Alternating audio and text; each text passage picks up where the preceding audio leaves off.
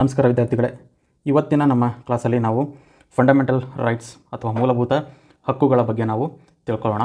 So ಏನು fundamental rights ಅಥವಾ ಮೂಲಭೂತ ಹಕ್ಕುಗಳು ಅಂದರೆ ಏನು? ಸೊ ಈ ಹೆಸರಲ್ಲೇ ಇದೆ, ಫಂಡಮೆಂಟಲ್ ಅಥವಾ ಮೂಲಭೂತ ಅಂದರೆ ಇವುಗಳು ಅತಿ ಅವಶ್ಯಕ. So these are very necessary for the citizens for a dignified life.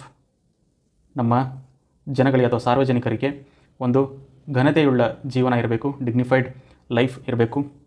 ಹಾಗೂ ಅವರ ಒಂದು ಸಾಮರ್ಥ್ಯ ಏನಿದೆ ಅಥವಾ ಅವರ ಪೊಟೆನ್ಷಿಯಲ್ ಏನಿದೆ, ಸೊ ಅದನ್ನು ಸಾಧಿಸಲು they have to reach or they should realise the potential. ಅವರ ಸಾಮರ್ಥ್ಯವನ್ನು ಅವರು ಸಾಧಿಸಬೇಕು, ಅವರ ಸಾಮರ್ಥ್ಯವನ್ನು ಅವರು ಮುಟ್ಟಬೇಕು. ಸೊ ಅದಕ್ಕೋಸ್ಕರ ಈ ಮೂಲಭೂತ ಹಕ್ಕುಗಳು ಅಥವಾ ಫಂಡಮೆಂಟಲ್ ರೈಟ್ಸು ಅತಿ ಅವಶ್ಯಕ. So what will happen if we do not have the rights? ಒಂದು ವೇಳೆ ನಮ್ಮ ಜೀವನದಲ್ಲಿ ರೈಟ್ಸ್ ಇಲ್ಲ ಅಂತ ಹೇಳಿದ್ರೆ ಏನಾಗುತ್ತೆ? Life without rights. ಸೊ ಮೊದಲನೇದಾಗಿ the first one is there will not be dignified life. No dignified life. ಘನತೆಯುಳ್ಳ ಜೀವನ ನಮ್ಮಲ್ಲಿ ಇರೋದಕ್ಕೆ ಸಾಧ್ಯ ಇಲ್ಲ, ನಮ್ಮ ಹತ್ರ ಹಕ್ಕುಗಳಿಲ್ಲ ಅಂತ ಹೇಳಿದ್ರೆ. ಸೊ ಅದಾದಮೇಲೆ ನೋ ಲಿಮಿಟ್ಸ್ ಆನ್ ಗವರ್ನಮೆಂಟ್. ಸರ್ಕಾರಕ್ಕೆ ಯಾವುದೇ ರೀತಿಯಾದಂಥ ನಿಯಂತ್ರಣಗಳೇ ಇರೋದಿಲ್ಲ. ಸೊ ಅವ್ರು ಮಾಡಿದ್ದೇ ಆಟ, ಅವ್ರು ಮಾಡಿದ್ದೇ ಕಾನೂನು ಆಗಿಬಿಡ್ತದೆ. ಜನಗಳಿಗೆ ಸ್ವಾತಂತ್ರ್ಯ ಇರೋದಿಲ್ಲ. ಮೂರನೇದಾಗಿ one cannot reach one's full potential. ಒಬ್ಬ ವ್ಯಕ್ತಿಯ ಆತನಿರ್ತಕ್ಕಂಥ ಸಂಪೂರ್ಣ ಸಾಮರ್ಥ್ಯ ಏನಿದೆ ಅದನ್ನು ಆತ ಮುಟ್ಟೋದಕ್ಕಾಗೋದಿಲ್ಲ. ಆತನ ಸಾಮರ್ಥ್ಯವನ್ನು ಸರಿಯಾಗಿ ಉಪಯೋಗಿಸಿಕೊಂಡು ಆತನಿಗೆ ಬೆಳೆಯೋದಕ್ಕೆ ಅವಕಾಶಗಳೇ ಇರೋದಿಲ್ಲ. ಸೊ ಬಹಳ ಸಿಂಪಲ್ ಒಂದು ಉದಾಹರಣೆನ ಹೇಳೋದಾದರೆ ವುಮನ್ಸ್ ರೈಟ್ ಅಥವಾ ಹೆಣ್ಣುಮಕ್ಕಳ ಹಕ್ಕು ಏನಿದೆ. ಸೊ ನಾವು ಹೆಣ್ಣು ಮಕ್ಕಳಿಗೆ ಅವರಿಗೆ ನಾವು ಸರಿಯಾಗಿ ನಾವು ಆರ್ಥಿಕವಾಗಿ ಸಬಲರನ್ನಾಗಿ ಮಾಡಿಲ್ಲ. ಸೊ ಹೆಣ್ಣುಮಕ್ಕಳು ನಾವು ಅವ್ರ ಮನೆಯಲ್ಲೇ ಕೆಲಸ ಮಾಡಬೇಕು ಅಂತಕ್ಕಂಥ ರೆಸ್ಟ್ರಿಕ್ಷನ್ಗಳನ್ನು ಹಾಕಿದ್ವಿ. ಸೊ ಇದೇನಾಯಿತು?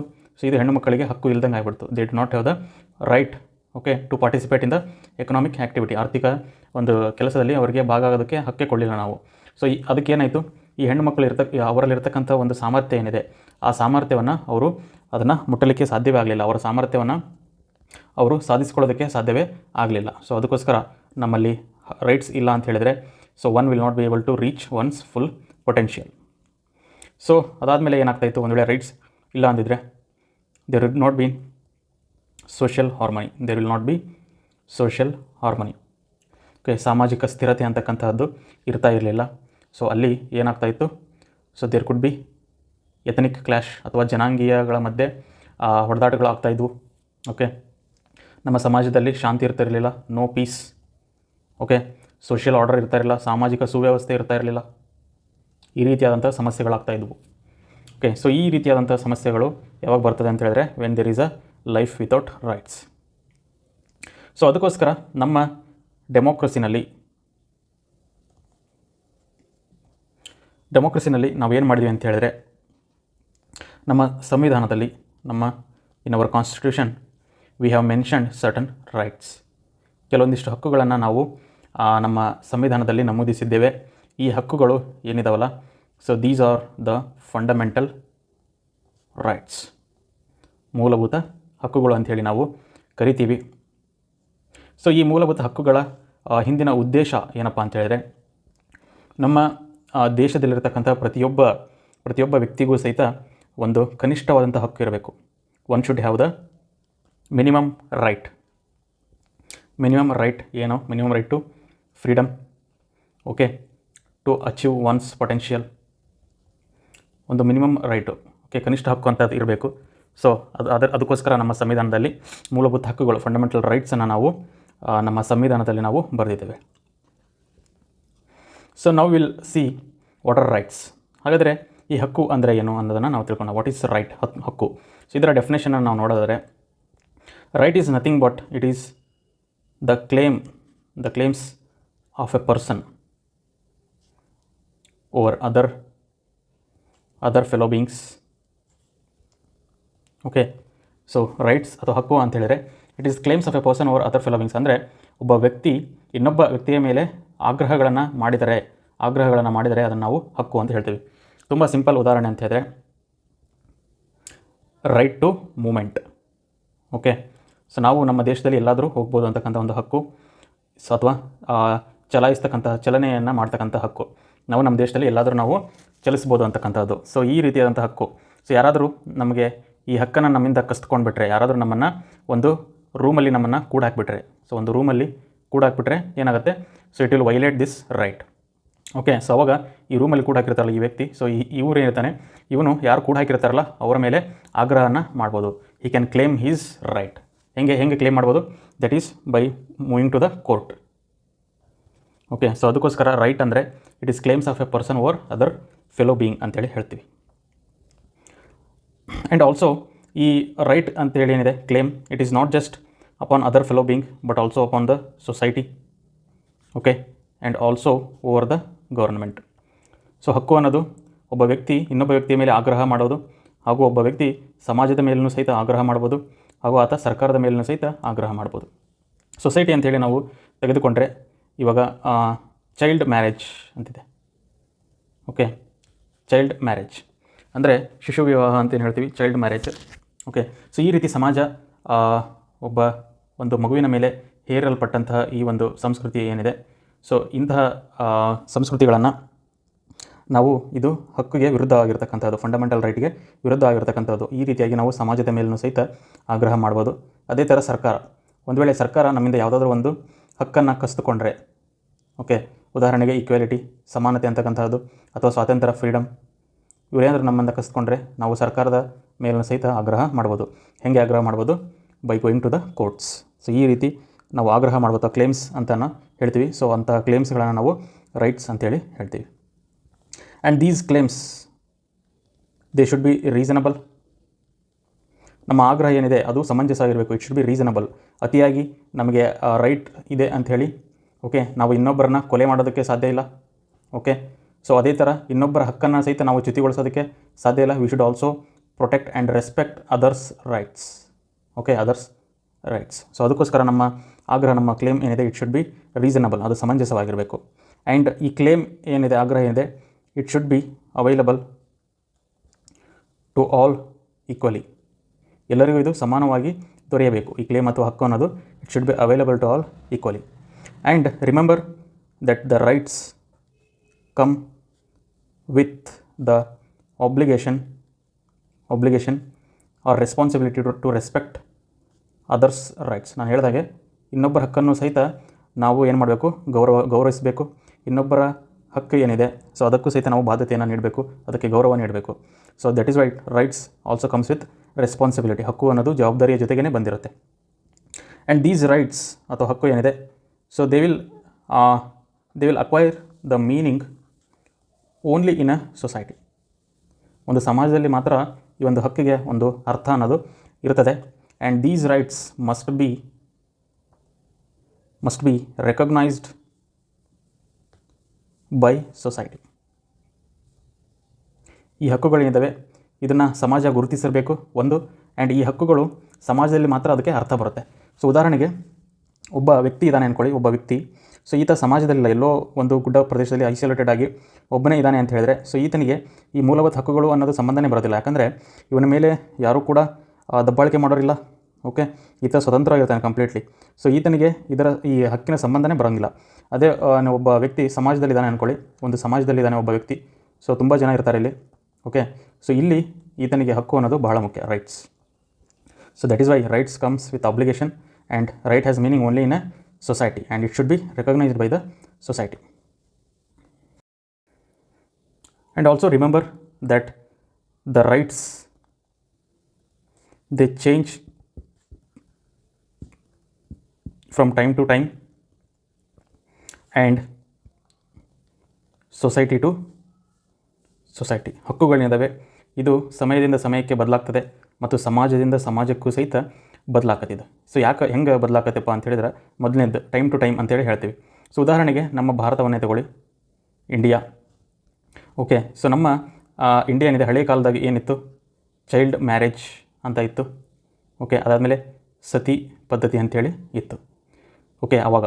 ಸೊ ಈಗೇನಾಗಿದೆ, ಇವುಗಳನ್ನು ನಾವು ತಿರಸ್ಕಾರ ಮಾಡಿಬಿಟ್ಟಿದ್ದೀವಿ. ಈಗ ಏನಾದರೂ ನಮ್ಮ ಸಮಾಜದಲ್ಲಿ ಯಾರಾದರೂ ಈ ಥರದ ಪ್ರಾಕ್ಟೀಸ್ಗಳನ್ನು ಮಾಡಿದರೆ ನಾವೇನು ಮಾಡ್ತೀವಿ, ವಿ ರಿಜೆಕ್ಟ್ ದೆಮ್, ನಾವು ತಿರಸ್ಕಾರ ಮಾಡ್ತೀವಿ. ಆದರೆ ಅವತ್ತಿನ ಕಾಲದಲ್ಲಿ ಯಾರಾದರೂ ಇದನ್ನು ತಿರಸ್ಕಾರ ಮಾಡಿದರೆ ಅವರುಗಳನ್ನು ಏನು ಮಾಡಲಾಗಿತ್ತು, ಸಮಾಜದಿಂದ ಬಹಿಷ್ಕಾರ ಮಾಡಲಾಗ್ತಾಯಿತ್ತು. ಸೊ ಹೀಗೆ ಹಕ್ಕುಗಳನ್ನೋದು ಸಮಯದಿಂದ ಸಮಯಕ್ಕೆ ಬದಲಾಗ್ತವೆ, ಸೊಸೈಟಿಯಿಂದ ಸೊಸೈಟಿಗೂ ಸಹಿತ ಬದಲಾಗ್ತವೆ. ಸೊಸೈಟಿಯಿಂದ ಸೊಸೈಟಿಗೆ ಹೇಗೆ ಬದಲಾಗ್ತವೆ ಅಂತೇಳಿ ನೋಡೋಣ. ಈಗ ಉದಾಹರಣೆಗೆ ನಮ್ಮ ಭಾರತದಲ್ಲಿ, ಓಕೆ, ನಮ್ಮ ಇಂಡಿಯಾ ಏನಿದೆ, ಇಂಡಿಯಾದಲ್ಲಿ ಸೊ ಎಲ್ಲ ಧರ್ಮಗಳಿಗೂ we have given the freedom for all the religions. ಎಲ್ಲ ಧರ್ಮಗಳು ಅವರ ಒಂದು ರಿಲಿಜಿಯಸ್ ತತ್ವಗಳೇನಿದ್ದಾವೆ ಅವುಗಳನ್ನು ಪಾಲಿಸ್ಬೋದು. ಆದರೆ ಅದೇ ನೀವು ಬೇರೆ ದೇಶವನ್ನು ತೊಗೊಂಡ್ರೆ, ಪಾಕಿಸ್ತಾನ ತೊಗೊಳ್ಳಿ, ಓಕೆ, ಅಥವಾ ಸೌದಿ ಅರೇಬಿಯಾ ತೊಗೊಳ್ಳಿ, ಇಲ್ಲಿ ಹಂಗಿಲ್ಲ. ಓಕೆ, ಸೊ ಇವರು ಇಸ್ಲಾಂನ ಮಾತ್ರ ಆರಾಧಿಸ್ತಾರೆ ಹಾಗೂ ಇವರ ದೇಶದಲ್ಲಿ ಇಸ್ಲಾಮಿಗೆ ಮಾತ್ರ ಬೆಲೆ ಇದೆ. ಸೊ ಈ ರೀತಿ ಹಕ್ಕುಗಳು ಒಂದು ಸಮಾಜದಿಂದ ಇನ್ನೊಂದು ಸಮಾಜಕ್ಕೂ ಸಹಿತ ವ್ಯತ್ಯಾಸವಾಗ್ತವೆ. And these socially recognised rights, okay, when these are written into law, okay, written into law or constitution, then they will acquire real force.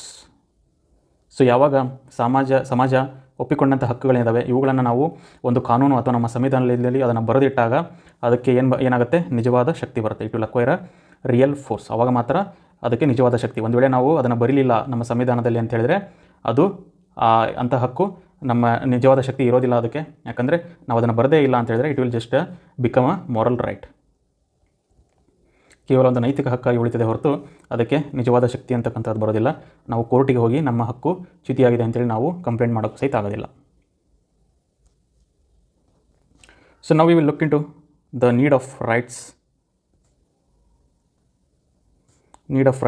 In democracy. ನಮ್ಮ ಪ್ರಜಾಪ್ರಭುತ್ವದಲ್ಲಿ ಹಾಗಿದ್ದರೆ ಹಕ್ಕು ಅಂತಕ್ಕಂಥದ್ದು ಯಾಕೆ ಬೇಕು ಅನ್ನೋದನ್ನು ನೋಡೋಣ. ಸೊ ಮೊದಲನೇದಾಗಿ ಟು ಸಸ್ಟೈನ್ ಡೆಮೋಕ್ರಸಿ. ಪ್ರಜಾಪ್ರಭುತ್ವದಲ್ಲಿ ಯಾಕೆ ಹಕ್ಕು ಬೇಕು ಅಂತ ಹೇಳಿದ್ರೆ to make sure that the democracy is sustained. ಅಂದರೆ ನಾವು ಪ್ರಜಾಪ್ರಭುತ್ವವನ್ನು ಉಳಿಸ್ಕೋಬೇಕು ನಮ್ಮ ದೇಶದಲ್ಲಿ. ಅದಕ್ಕೋಸ್ಕರ ನಮಗೆ ಹಕ್ಕುಗಳು ಬೇಕಾಗ್ತವೆ. ಯಾವ ಥರ ನಾವು ಪ್ರಜಾಪ್ರಭುತ್ವನ ಉಳಿಸ್ಕೋಬೋದು?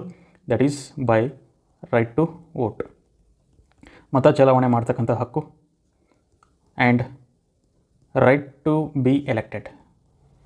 ಕೇವಲ ಮತ ಮಾಡ್ತಕ್ಕಂಥದ್ದಲ್ಲ, ಚುನಾಯಿತರಾಗಲಿಕ್ಕೂ ಸಹಿತ ನಮಗೆ ಹಕ್ಕಿದೆ. ಸೊ ನಾವು ಪೊಲಿಟಿಕ್ಸಲ್ಲಿ ಭಾಗವಹಿಸ್ಬಿಟ್ಟು ನಾವು ಏನಾಗ್ಬೋದು, we can become the representatives. ನಾವು ಜನಗಳ ಪ್ರತಿನಿಧಿಗಳು ಆಗ್ಬೋದು. That is what is the right to be elected. And the second one, ಯಾಕೆ ನಮಗೆ ಡೆಮೋಕ್ರಸಿನಲ್ಲಿ ರೈಟ್ಸ್ ಬೇಕು ಅಂತ ಹೇಳಿದರೆ it is to express our opinions freely. ನಮ್ಮ ಅಭಿಪ್ರಾಯಗಳನ್ನು ನಾವು ಹಂಚ್ಕೋಬೋದು ಓಪನ್ ಆಗಿ. And then to form political ಪಾರ್ಟಿಗಳು, ಓಕೆ, ರಾಜಕೀಯ ಪಕ್ಷಗಳನ್ನು ನಾವು ಮಾಡ್ಕೊಳ್ಳೋದಕ್ಕೆ ಬೇಕು. ಸೊ ಈ ರೀತಿಯಾಗಿ ನಮ್ಮ ಪ್ರಜಾಪ್ರಭುತ್ವವನ್ನು ನಾವು ಉಳಿಸ್ಕೋಬೋದು. ಆ್ಯಂಡ್ ಮೂರನೇದಾಗಿ the need of right is to protect minorities. ಅಲ್ಪಸಂಖ್ಯಾತರನ್ನು ರಕ್ಷಣೆ ಮಾಡೋದಕ್ಕೂ ಸಹಿತ ನಮಗೆ ಹಕ್ಕುಗಳು ಬೇಕಾಗ್ತವೆ. ಉದಾಹರಣೆಗೆ ರೈಟ್ ಟು ಈಕ್ವಾಲಿಟಿ, ಸಮಾನತೆಯ ಹಕ್ಕು ಇರೋದಕ್ಕೇ ಇವತ್ತು ನಾವು ಅಲ್ಪಸಂಖ್ಯಾತರಾದಂತಹ SC ST ಮತ್ತು OBC, okay, and economically weaker sections, okay, then woman, and then religious minorities. So ಇವುಗಳೆಲ್ಲ ರಕ್ಷಣೆ ಆಗ್ತಾ ಇರೋದೇ ಕಾರಣ ಅಂದರೆ it is because of the rights, that is fundamental rights. And ನಾಲ್ಕನೇದಾಗಿ ಏನು ಅವಶ್ಯಕತೆ ಅಂತ ಹೇಳಿದರೆ it is to limit government powers. ಸರ್ಕಾರದ ಅಧಿಕಾರ ಏನಿದೆ ಅದಕ್ಕೆ ಒಂದು ಕಡಿವಾಣ ಹಾಕಬೇಕು. ಸೊ ಅದಕ್ಕೆ ಕಡಿವಾಣ ಹಾಕಿದಾಗ ಸರ್ಕಾರ ಏನಿದೆ ಅದು ಸಂವಿಧಾನಬದ್ಧವಾಗಿ ನಡೀತದೆ.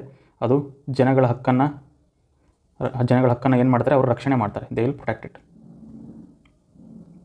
ಓಕೆ, ಸೊ ಈ ಎಲ್ಲ ಕಾರಣಕ್ಕೋಸ್ಕರ ನಮ್ಮ ಪ್ರಜಾಪ್ರಭುತ್ವದಲ್ಲಿ ಈ ಮೂಲಭೂತ ಹಕ್ಕುಗಳ ಅವಶ್ಯಕತೆ ಬಹಳಷ್ಟು ಇದೆ ಇವಾಗ. ಸೊ ಈಗ ನಾವು ನಮ್ಮ ಸಂವಿಧಾನದಲ್ಲಿ ಯಾವ ಹಕ್ಕುಗಳಿದ್ದಾವೆ, ಯಾವ ಮೂಲಭೂತ ಹಕ್ಕುಗಳಿದ್ದಾವೆ ಅಂಥೇಳಿ ನೋಡೋಣ. Fundamental rights in Indian constitution, ಭಾರತದ ಸಂವಿಧಾನದಲ್ಲಿ ಇರತಕ್ಕಂತಹ ಮೂಲಭೂತ ಹಕ್ಕುಗಳು. ಸೊ ನಾನು ಆಲ್ರೆಡಿ ಹೇಳಿದ್ದೇನೆ ಯಾಕೆ ಇವನ್ನ ಫಂಡಮೆಂಟಲ್ ಅಂತ ಹೇಳ್ತೀವಿ. Because these are important for a dignified life. Okay, ಘನತೆಯುಳ್ಳ ಜೀವನ ಇರಬೇಕು ಅಂತ ಹೇಳಿದರೆ ನಮಗೆ ಈ ಹಕ್ಕುಗಳು ಬೇಕಾಗ್ತವೆ. And also this word fundamental signifies that these rights are important. ಈ ಫಂಡಮೆಂಟಲ್ ಮೂಲಭೂತ ಹಕ್ಕು ಅಂತ ಶಬ್ದ ಏನು ಹೇಳುತ್ತೆ ಅಂತ ಹೇಳಿದ್ರೆ, ಈ ಹಕ್ಕುಗಳಿಂದವಲ್ಲ ಇವು ಬಹಳ ಮುಖ್ಯವಾಗಿರ್ತಕ್ಕಂಥದ್ದು. ಹಾಗೂ ಮತ್ತು ಏನಪ್ಪ ಅಂತ ಹೇಳಿದ್ರೆ, these are separately listed. Okay, ಇವುಗಳನ್ನು ನಾವು ಸಪ್ರೇಟಾಗಿ ಲಿಸ್ಟ್ ಮಾಡಿದ್ದೀವಿ ಕಾನ್ಸ್ಟಿಟ್ಯೂಷನಲ್ಲಿ. And there are special provisions to protect them. So ಕೇವಲ ನಾವು ಸಪ್ರೇಟ್ ಲಿಸ್ಟ್ ಮಾಡಲಿಲ್ಲ, ಇವುಗಳನ್ನು ರಕ್ಷಣೆಯನ್ನು ಮಾಡಲಿಕ್ಕೂ ಸಹಿತ ನಾವು ಒಂದಿಷ್ಟು ವಿಶೇಷವಾದಂತಹ ನಿಯಮಗಳನ್ನು ನಾವು ಇಟ್ಟಿದ್ದೇವೆ ನಮ್ಮ ಸಂವಿಧಾನದಲ್ಲಿ. So that is why these rights R fundamental ಅಂತ ಹೇಳಿ ನಾವು ಹೇಳ್ತೀವಿ. ಅಥವಾ ಈ ಹಕ್ಕುಗಳನ್ನು ನಾವು ಏನು ಹೇಳ್ತೀವಿ, ರಿಯಲ್ ರೈಟ್ಸ್, ನೈಜ ಹಕ್ಕುಗಳು ಅಂತೇಳಿ ನಾವು ಹೇಳ್ತೀವಿ. ಯಾಕೆ ನೈಜ ಹಕ್ಕುಗಳು? ಈ ಹಕ್ಕುಗಳನ್ನು ನಾವು ಸಂವಿಧಾನದಲ್ಲಿ ಬರೆದಿದ್ದೇವೆ. These are written in constitution and these are enforceable in courts. ನಾವು ನ್ಯಾಯಾಂಗಕ್ಕೆ ಹೋಗಿ ನಮ್ಮ ಹಕ್ಕು ಚ್ಯುತಿಯಾಗಿದೆ ಅಂಥೇಳಿ ನಾವೇನು ಮಾಡ್ಬೋದು, ಅಲ್ಲಿ ನಾವು ಕೇಳ್ಬೋದು, ನಮ್ಮ ಹಕ್ಕನ್ನು ನಾವು ಪಡ್ಕೋಬೋದು. So that is why these rights are enforceable. So ನಾವು will see what are the rights. There are 6 fundamental rights. ನಮ್ಮ ಸಂವಿಧಾನ 6 ಮೂಲಭೂತ ಹಕ್ಕುಗಳನ್ನು ನಮಗೆ ಕೊಟ್ಟಿದೆ. ಮೊದಲನೇದಾಗಿ ರೈಟ್ ಟು ಈಕ್ವಾಲಿಟಿ, ಸಮಾನತೆಯ ಹಕ್ಕು. ಓಕೆ, ಸಮಾನತೆಯ ಹಕ್ಕನ್ನು ಕೊಟ್ಟಿದೆ. ಎರಡನೇದಾಗಿ ರೈಟ್ ಟು ಫ್ರೀಡಮ್, ಸ್ವಾತಂತ್ರ್ಯದ ಹಕ್ಕನ್ನು ಕೊಟ್ಟಿದೆ ನಮಗೆ. ಮೂರನೇದ್ದು ರೈಟ್ ಅಗೇನೆಸ್ಟ್ ಎಕ್ಸ್ಪ್ಲಾಯ್ಟೇಷನ್ ಅಥವಾ ಶೋಷಣೆಯ ವಿರುದ್ಧ ಹಕ್ಕು, ಶೋಷಣೆಯ ವಿರುದ್ಧವಾದಂಥ ಹಕ್ಕಿದು. ಓಕೆ, ಆ್ಯಂಡ್ ದೆನ್ ನಾಲ್ಕನೇದಾಗಿ we have freedom of religion, ಧರ್ಮವನ್ನು ಪಾಲಿಸ್ತಕ್ಕಂಥ ಸ್ವಾತಂತ್ರ್ಯ ಇದೆ. ಆ್ಯಂಡ್ ಐದನೇದು it is cultural and education rights, cultural ಸಂಸ್ಕೃತಿ ಹಾಗೂ ಶಿಕ್ಷಣದ ಹಕ್ಕು ಸಹಿತ ಇದೆ. ಆ್ಯಂಡ್ ಆರನೇದು ತುಂಬ important, it is right to constitutional remedies, ಅಂದರೆ ಸಾಂವಿಧಾನಿಕ ಪರಿಹಾರದ ಹಕ್ಕು. ಸೊ ಈ ರೈಟ್ ಇದ್ರ ಬಗ್ಗೆ ನಾನು ನಿಮಗೆ ಕಂಪ್ಲೀಟ್ಲಿ ಹೇಳ್ತೀನಿ next. What is right to constitutional remedies ಅಥವಾ ಸಾಂವಿಧಾನಿಕ ಪರಿಹಾರದ ಹಕ್ಕು. ಓಕೆ, ಈ ಮೇಲೆ ಇರತಕ್ಕಂಥ ಹಕ್ಕುಗಳು ಏನಾದರೂ ಹಕ್ಕು ಚ್ಯುತಿ ಆದರೆ ಇಲ್ಲಿರ್ತಕ್ಕಂತಹ ಈ ಹಕ್ಕು ಏನಿದೆ, ಈ ಹಕ್ಕು ಏನು ಮಾಡುತ್ತೆ, ನಮಗೆ ಸಾಂವಿಧಾನಿಕವಾಗಿ ಇದನ್ನು ಪರಿಹರಿಸ್ಕೊಳ್ಳೋದಕ್ಕೆ ಒಂದು ದಾರಿಯನ್ನು ಕೊಡುತ್ತೆ, ಸಾಂವಿಧಾನಿಕವಾಗಿ ಇದನ್ನು ಪರಿಹರಿಸ್ಕೊಳ್ಳೋದಕ್ಕೆ ಒಂದು ಹಕ್ಕು ಕೊಡುತ್ತೆ. ಸೊ ಈ ಹಕ್ಕಿನ ಮುಖಾಂತರ ನಾವು ಕೋರ್ಟಿಗೆ ಹೋಗ್ಬೋದು, ಡೈರೆಕ್ಟಾಗಿ ನಾವು ಸುಪ್ರೀಂ ಕೋರ್ಟಿಗೆ ಹೋಗ್ಬೋದು. ಸುಪ್ರೀಂ ಕೋರ್ಟನ್ನು ಬಾಗಿಲ ಬಡಿದು ನಾವು ಕೇಳ್ಬೋದು, ನಮ್ಮ ಹಕ್ಕು ಚ್ಯುತಿಯಾಗೈತಿ, ಸೊ ಇದಕ್ಕೆ ನಮಗೆ ಪರಿಹಾರ ಕೊಟ್ಟಿರಿ ಅಂತೇಳಿ ನಾವು ಸೀದಾ ಸುಪ್ರೀಂ ಕೋರ್ಟಿಗೆ ಹೋಗ್ಬೋದು. So that is what is right to constitutional remedies. So ನಾವು let's look into each of the rights in detail. ಪ್ರತಿಯೊಂದು ಹಕ್ಕಿನ ಬಗ್ಗೆ ನಾವು ಇವಾಗ ಡೀಟೇಲ್ ಆಗಿ ತಿಳ್ಕೊಳ್ಳೋಣ. ಸೊ ಮೊದಲನೆಯದು ಸಮಾನತೆ ಹಕ್ಕು ಅಥವಾ ರೈಟ್ ಟು ಈಕ್ವಾಲಿಟಿ. ಸೊ ಹಾಗಿದ್ರೆ ಈ ರೈಟ್ ಟು ಈಕ್ವಾಲಿಟಿ ಅಂದರೆ ಏನು, ರೈಟ್ ಟು ಈಕ್ವಾಲಿಟಿ ಏನು ಹೇಳುತ್ತೆ ಅಂಥೇಳಿ. ಸೊ ಮೊದಲನೇದಾಗಿ ರೈಟ್ ಟು ಈಕ್ವಾಲಿಟಿ ಏನಿದೆ, ಇದು ನಮ್ಮ ಸಂವಿಧಾನದ ಆರ್ಟಿಕಲ್ಸ್ 14 to 18, ಸಂವಿಧಾನದ ವಿಧಿಗಳಾದ 14ರಿಂದ 18 ವಿಧಿಗಳಲ್ಲಿ ಈ ಸಮಾನತೆ ಹಕ್ಕುಗಳನ್ನು ಮೆನ್ಷನ್ ಮಾಡಲಾಗಿದೆ. So firstly right to equality ಅಂದರೆ ಏನು? ಸೊ ಗೌರ್ಮೆಂಟ್ ಏನಿದೆಯಲ್ಲ, government cannot deny any person equality before the law. Government cannot deny to any person or any citizen equality before the law and equal protection of law. So ಇದರ ಅರ್ಥ ಏನಪ್ಪ ಅಂತ ಹೇಳಿದ್ರೆ, ಸರ್ಕಾರ ಏನಿದೆಯಲ್ಲ, ನಮ್ಮ ದೇಶದಲ್ಲಿರ್ತಕ್ಕಂಥ ಪ್ರತಿಯೊಬ್ಬ ನಾಗರಿಕರನ್ನು ಸಮಾನರಾಗಿಯೇ ಅವ್ರನ್ನ ನೋಡಬೇಕು, ಸಮಾನತೆ ದೃಷ್ಟಿಯಿಂದನೇ ನೋಡಬೇಕಾಗತ್ತೆ. ಹಾಗೂ ಈಕ್ವಾಲಿಟಿ ಬಿಫೋರ್ ದ ಲಾ ಅಂತ ಹೇಳಿದ್ರೆ ಕಾನೂನಿನ ಮುಂದೆ ಎಲ್ಲರೂ ಸಮ. ಓಕೆ, ಈಕ್ವಾಲಿಟಿ ಬಿಫೋರ್ ದ ಲಾ, ಕಾನೂನಿನ ಮುಂದೆ ಎಲ್ಲರೂ ಸಹ ಸಮ ಅಂತೇಳಿ ಹೇಳ್ತೀವಿ. ಸೊ ಯಾರ ಮೇಲೆ ಏನೇ ಕೇಸ್ ಆದರೂ ಅವರು ಪ್ರೈಮ್ ಮಿನಿಸ್ಟರ್ ಆಗಲಿ ಅಥವಾ ಒಬ್ಬ ಕಾಮನ್ ಮ್ಯಾನ್ ಆಗಲಿ ಎಲ್ರಿಗೂ ಒಂದೇ ರೀತಿಯಾದಂತಹ ಕಾನೂನು ಇರುತ್ತೆ. ಎಲ್ಲರೂ ಕೋರ್ಟಿಗೆ ಹೋಗಲೇಬೇಕು, ಅಲ್ಲಿ ಕೋರ್ಟಿನ ಪ್ರೊಸೀಜರ್ನ ಫಾಲೋ ಮಾಡಲೇಬೇಕು, ಜೈಲಿಗೆ ಹೋಗೋದಾದರೆ ಜೈಲಿಗೆ ಹೋಗಬೇಕು. ಸೊ ಕಾನೂನಿನ ಮುಂದೆ ಎಲ್ಲರೂ ಸಮ. And equal protection of law ಅಂದರೆ ಕಾನೂನುಗಳ ಸಮಾನ ರಕ್ಷಣೆಯೂ ಸಹಿತ ಆಗಬೇಕಾಗತ್ತೆ. ಕೇವಲ ಕಾನೂನಿನ ಮುಂದೆ ಎಲ್ಲರೂ ಸಮ ಒಂದು ಕಡೆ ಆದರೆ, ಇನ್ನೊಂದು ಈಕ್ವಲ್ ಪ್ರೊಟೆಕ್ಷನ್ ಆಫ್ ಲಾ ಇರಬೇಕು. ಕಾನೂನುಗಳನ್ನು ಸಹಿತ ನಾವು ಸಮಾನಾಗಿ ರಕ್ಷಣೆಯನ್ನು ಮಾಡಬೇಕು. ಅಂದರೆ ಯಾರಿಗೂ ಸಹಿತ ಡಿಸ್ಕ್ರಿಮಿನೇಷನನ್ನು ಮಾಡೋ ಹಾಗಿಲ್ಲ, ಬಡವನಿಗೆ ಒಂದು ಶ್ರೀಮಂತನಿಗೆ ಒಂದು ಕಾನೂನನ್ನು ಮಾಡೋ ಹಾಗಿಲ್ಲ. ಪ್ರತಿಯೊಂದು ಕಾನೂನು ಸಹಿತ ನಾವು ರಕ್ಷಿಸಬೇಕಾಗತ್ತೆ. ಕಾನೂನನ್ನು ಸಮಾನತೆಯ ದೃಷ್ಟಿಯಿಂದ ನಾವು ರಕ್ಷಿಸಬೇಕಾಗತ್ತೆ. ಸೊ ಮೊದಲನೇದಾಗಿ ಈ ಈಕ್ವಾಲಿಟಿ ಬಿಫೋರ್ ಲಾ ಏನಿದೆಯಲ್ಲ, ಸೊ ಇದು ಒಂದು ರೀತಿ ಪಾಸಿಟಿವ್ ಕನೋಟೇಷನ್ನ ಕೊಡುತ್ತೆ, ಸಕಾರಾತ್ಮಕ ಒಂದು ಯೋಚನೆಯನ್ನು ಕೊಡುತ್ತೆ.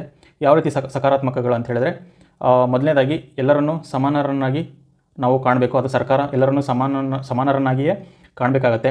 ಓಕೆ, ಯಾರ ಮಧ್ಯೆ ತಾರತಮ್ಯವನ್ನು ಮಾಡೋದಿಲ್ಲ. ಸೊ ಈ ರೀತಿ ಹೇಳಿದರೆ ವೆರಾಸ್ ಈಕ್ವಲ್ ಪ್ರೊಟೆಕ್ಷನ್ ಆಫ್ ಲಾ ಅಂತ ಏನು ಹೇಳ್ತಾ ಇದೆ ಅಂತ ಹೇಳಿದ್ರೆ, ಸೊ ಇದು ಕಾನೂನನ್ನು ದುರುಪಯೋಗ ಪಡಿಸ್ಕೋಬಾರ್ದು. ಈ ರೀತಿಯಾದಂಥ ನೆಗೆಟಿವ್ಸ್ಗಳಿಂದ ಕಾನೂನನ್ನು ದುರುಪಯೋಗ ಪಡಿಸ್ಕೊಳ್ಳೋ ಹಾಗಿಲ್ಲ, ಕಾನೂನನ್ನು ರಕ್ಷಿಸಬೇಕು.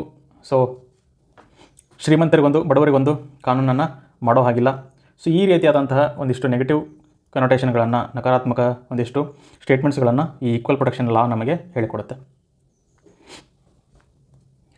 So here the equal protection of law is nothing but laws are applied equally to all. ಮೊದಲನೇದಾಗಿ ಈಕ್ವಾಲಿಟಿ ಬಿಫೋರ್ ಲಾ ಅಂತ ಹೇಳಿದ್ರೆ ಕಾನೂನಿನ ಮುಂದೆ ಎಲ್ಲರೂ ಸಮಾನರು. Okay, then equal protection of law ಅಂದರೆ ನಾವು ಕಾನೂನನ್ನು ಏನು ಜಾರಿಗೊಳಿಸ್ತೀವಲ್ಲ ಅದು ಎಲ್ಲರಿಗೂ ಸಮಾನಾಗಿಯೇ ಇರಬೇಕು ಅಂತಕ್ಕಂಥದ್ದು. ಸೊ ಇಲ್ಲಿ ನಾವು ಒಂದು ಕೀವರ್ಡನ್ನು ಅರ್ಥ ಮಾಡ್ಕೊಳ್ಳೋಣ, that is rule of law. So when there is equality before the law, okay, ಅಥವಾ right to equality, so that means there should be rule of the law. ಅಂದರೆ ಅಲ್ಲಿ ಕಾನೂನಿನ ಆಡಳಿತ ಇರಬೇಕು. ಯಾವುದೋ ಒಬ್ಬ ವ್ಯಕ್ತಿ ಆಗಲಿ, ಓಕೆ, ಯಾವುದೇ ಒಂದು ಪೊಲಿಟಿಕಲ್ ಪಾರ್ಟಿ ಆಗಲಿ, ಅವರು ಆಡಳಿತ ಮಾಡೋ ಹಾಗಿಲ್ಲ. ಕಾನೂನು ಏನಿದೆ, ಕಾನೂನಿನ ಆಡಳಿತ ಇರಬೇಕು ಅಂಥೇಳಿ.